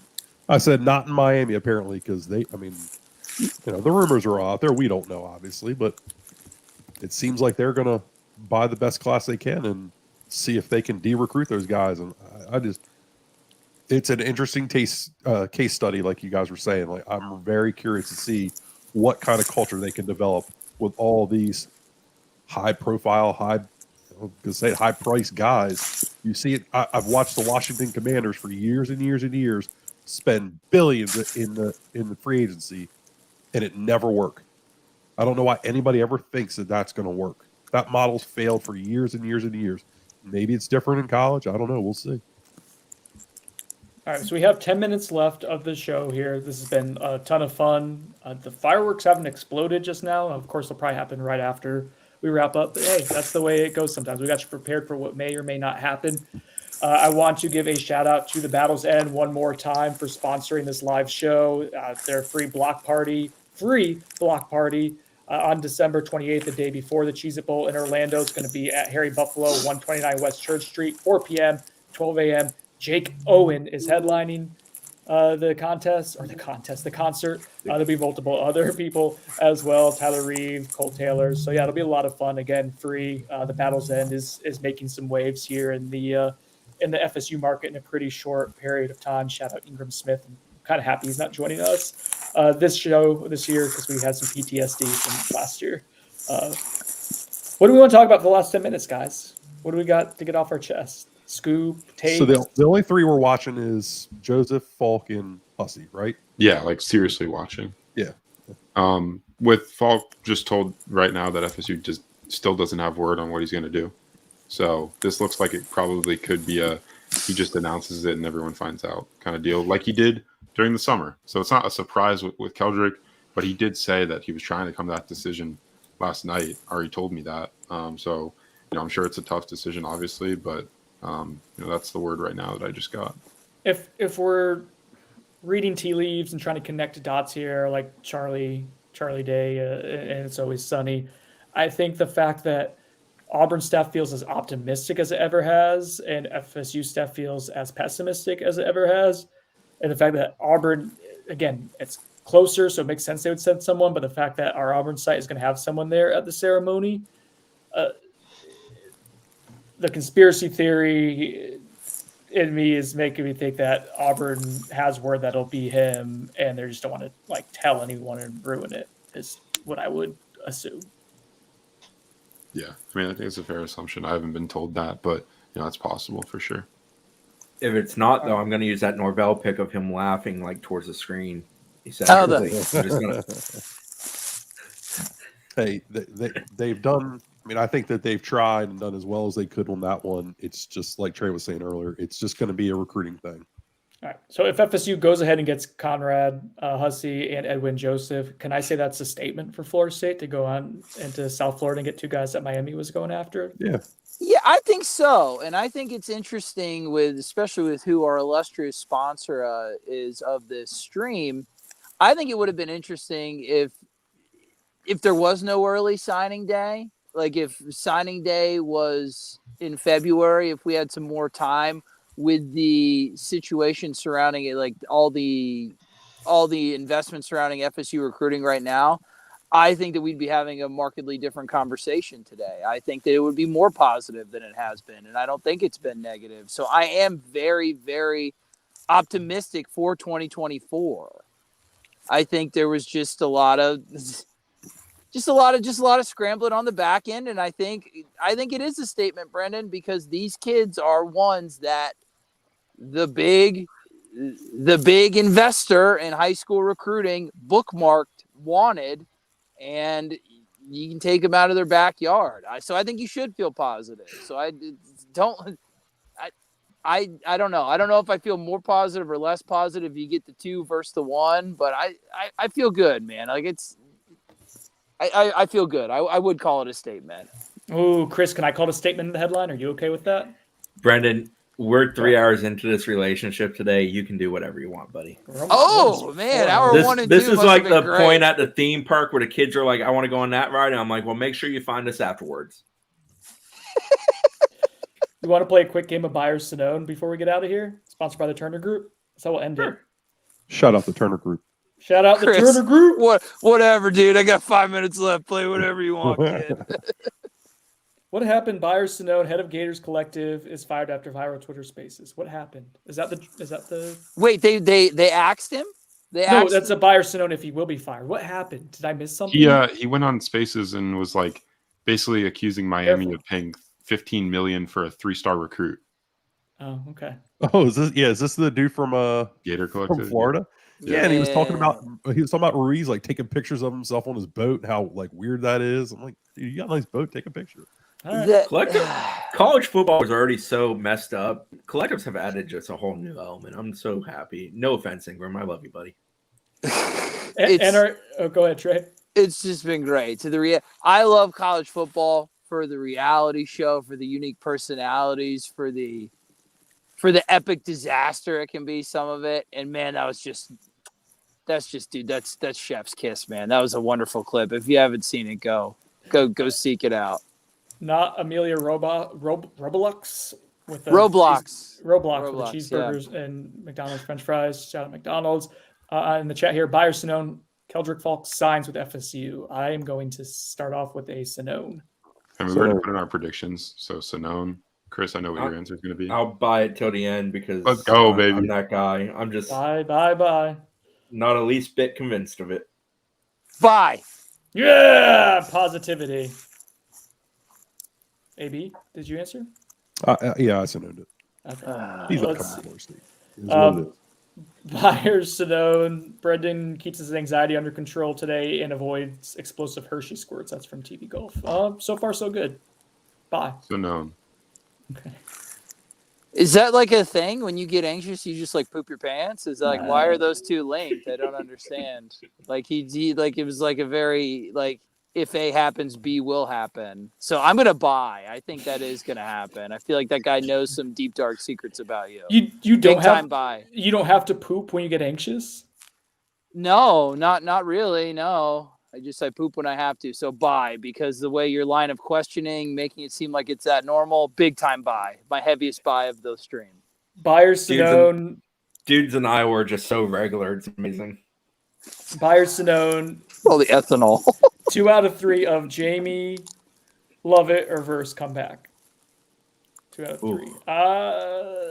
I'm still Sononing it for right now. I do think one definitely comes back. AB with the buy. I think 1 out of 3 I would buy. 1 out of 3 for sure. I'll Sonone it for now. I think it's possible. Buy. Wow, that's Battles in. Very confident. Let's make it happen. Let's go. All right, let's see battles in. All right. We're 2 minutes away. I got one more I want to do. All right, here's a good one. I think flesh out a little bit. Byers Sonone, we can win the ACC recruiting with 20th ranked high school classes, but dominating the portal like we have been doing. That's a buy. Like, they're not far away from it right now. Can you sustain it? I don't know, but you can win the ACC this next year with the formula that you've had so far. That's a buy for me. What about you, Trey? Yeah, it's a buy because I think that they can win it next year, and that's kind of where they're at right now. So, yeah, I expect them to, like, my expectation next year is to be in the ACC championship game, especially with the elimination of divisions. That's my expectation for FSU football, and that's the current state that they're in. Competing for national championships, I think you got to tweak that high school formula a smidge, but like I said, we're not far off. AB? As is currently constructed, I think they can compete next year. I don't know about long term. They're going to continue to be in that ACC picture of winning it, as they're currently recruiting the high school level, because I don't think they're going to be good enough in the trenches. Zachary? I'll buy that they can compete next year for sure with what they've got coming back. The portal additions, especially on the offensive side of the football, I think it's going to be one of the nation's most elite offenses once again. Might be even better this coming season. So, yeah, I'll buy. And Chris? I will buy. I think everybody else has said pretty much most of the things I would say about like the directness of next year. The one thing I will add is, and I felt this way about hoops, and it's definitely starting to permeate in football. We used to view programs as building to something, constructing teams for multiple years.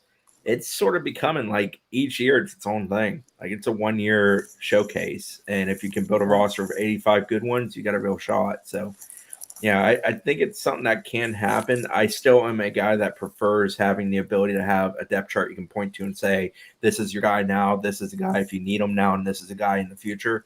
I think that's important. I think FSU needs to get there, but they have enough dudes for now for next year for sure. Yes. All right, last one here. Buy or Sonone. This is from Cola Nola on Noles247. Buy or Sonone. Nee turns on the Christmas tree lights. Come on, Nee, give the people what they want. Christmas tree lights before we get out of Is here. that my wife's burner? Turn them on. Turn them on. Yeah. Let's go. Beautiful. All right, 24-hour cycle now. Beautiful. They're on for the next 24, no matter what, because I don't know how to change that thing back. So they're just on for 24 hours straight. Thank you, Progressive, for sending that one in. I'm going to ban you when I get home, babe. Oh, yeah. He dropped the ban hammer on her. Oh, he said ban. All right. For Chris Nee, Zach Blostein, Coach AB, Trey Rowland, Dirty Dane, Dave Draper, and Kev. AB has something to say. Oh, wait. Yeah, 9:30 tonight. Trey, myself, and Zach are going to be back live here Reactions. for reactions to the day. So we're going to Maybe I'll hop on with you guys in a basketball game for a second. Oh, nice. Depends on how that game's going. If Notre Dame Brennan just will be ran in sleeping, threes, I'm sure. I'll be here. You'll be hopping on, Chris, and the lights will be on too. But we're going to be here. We're talking about the day, breaking down. I think it's going to be a lot of what's next kind of conversations. So I think people enjoy that. I want to give a shout out to the Battle's End for sponsoring this live episode of Noles247 on the bench. Thanks for all the hard work you guys are doing. They'll be sponsoring, I guess, the remainder of the month here as well for us on the bench. So that's appreciated. The Turner Group for sponsoring Buy or Sonone. Much appreciated. Thanks to all the Noles247 subscribers. I'm not allowed to say how great we are, but you guys can say it, and we appreciate it. So, fellas, thanks for joining us. Thanks for everyone for tuning in. This has been fun. Let's keep our fingers crossed so the rest of the day goes well for FSU, huh? Make sure to be on Noles247 all day. We're going to have coverage after this. We're not going anywhere. Be on the site, Noles247.com. Just going to be updating that all day with what we're hearing. The live signings, FSU still has a few commits that are waiting to sign. And then obviously the targets that we've mentioned all show. So stay tuned, be on the site, stay locked in. Let's do this. Bars, Zach. Bars. Yeah. Bars. No cap. Shout out Mike. Not sus. Money Mike. TBE click. Get at me. Man, who talked through all this? It's ended. Ow, ow. I don't know if it's ended yet. It's still going. No, it hasn't.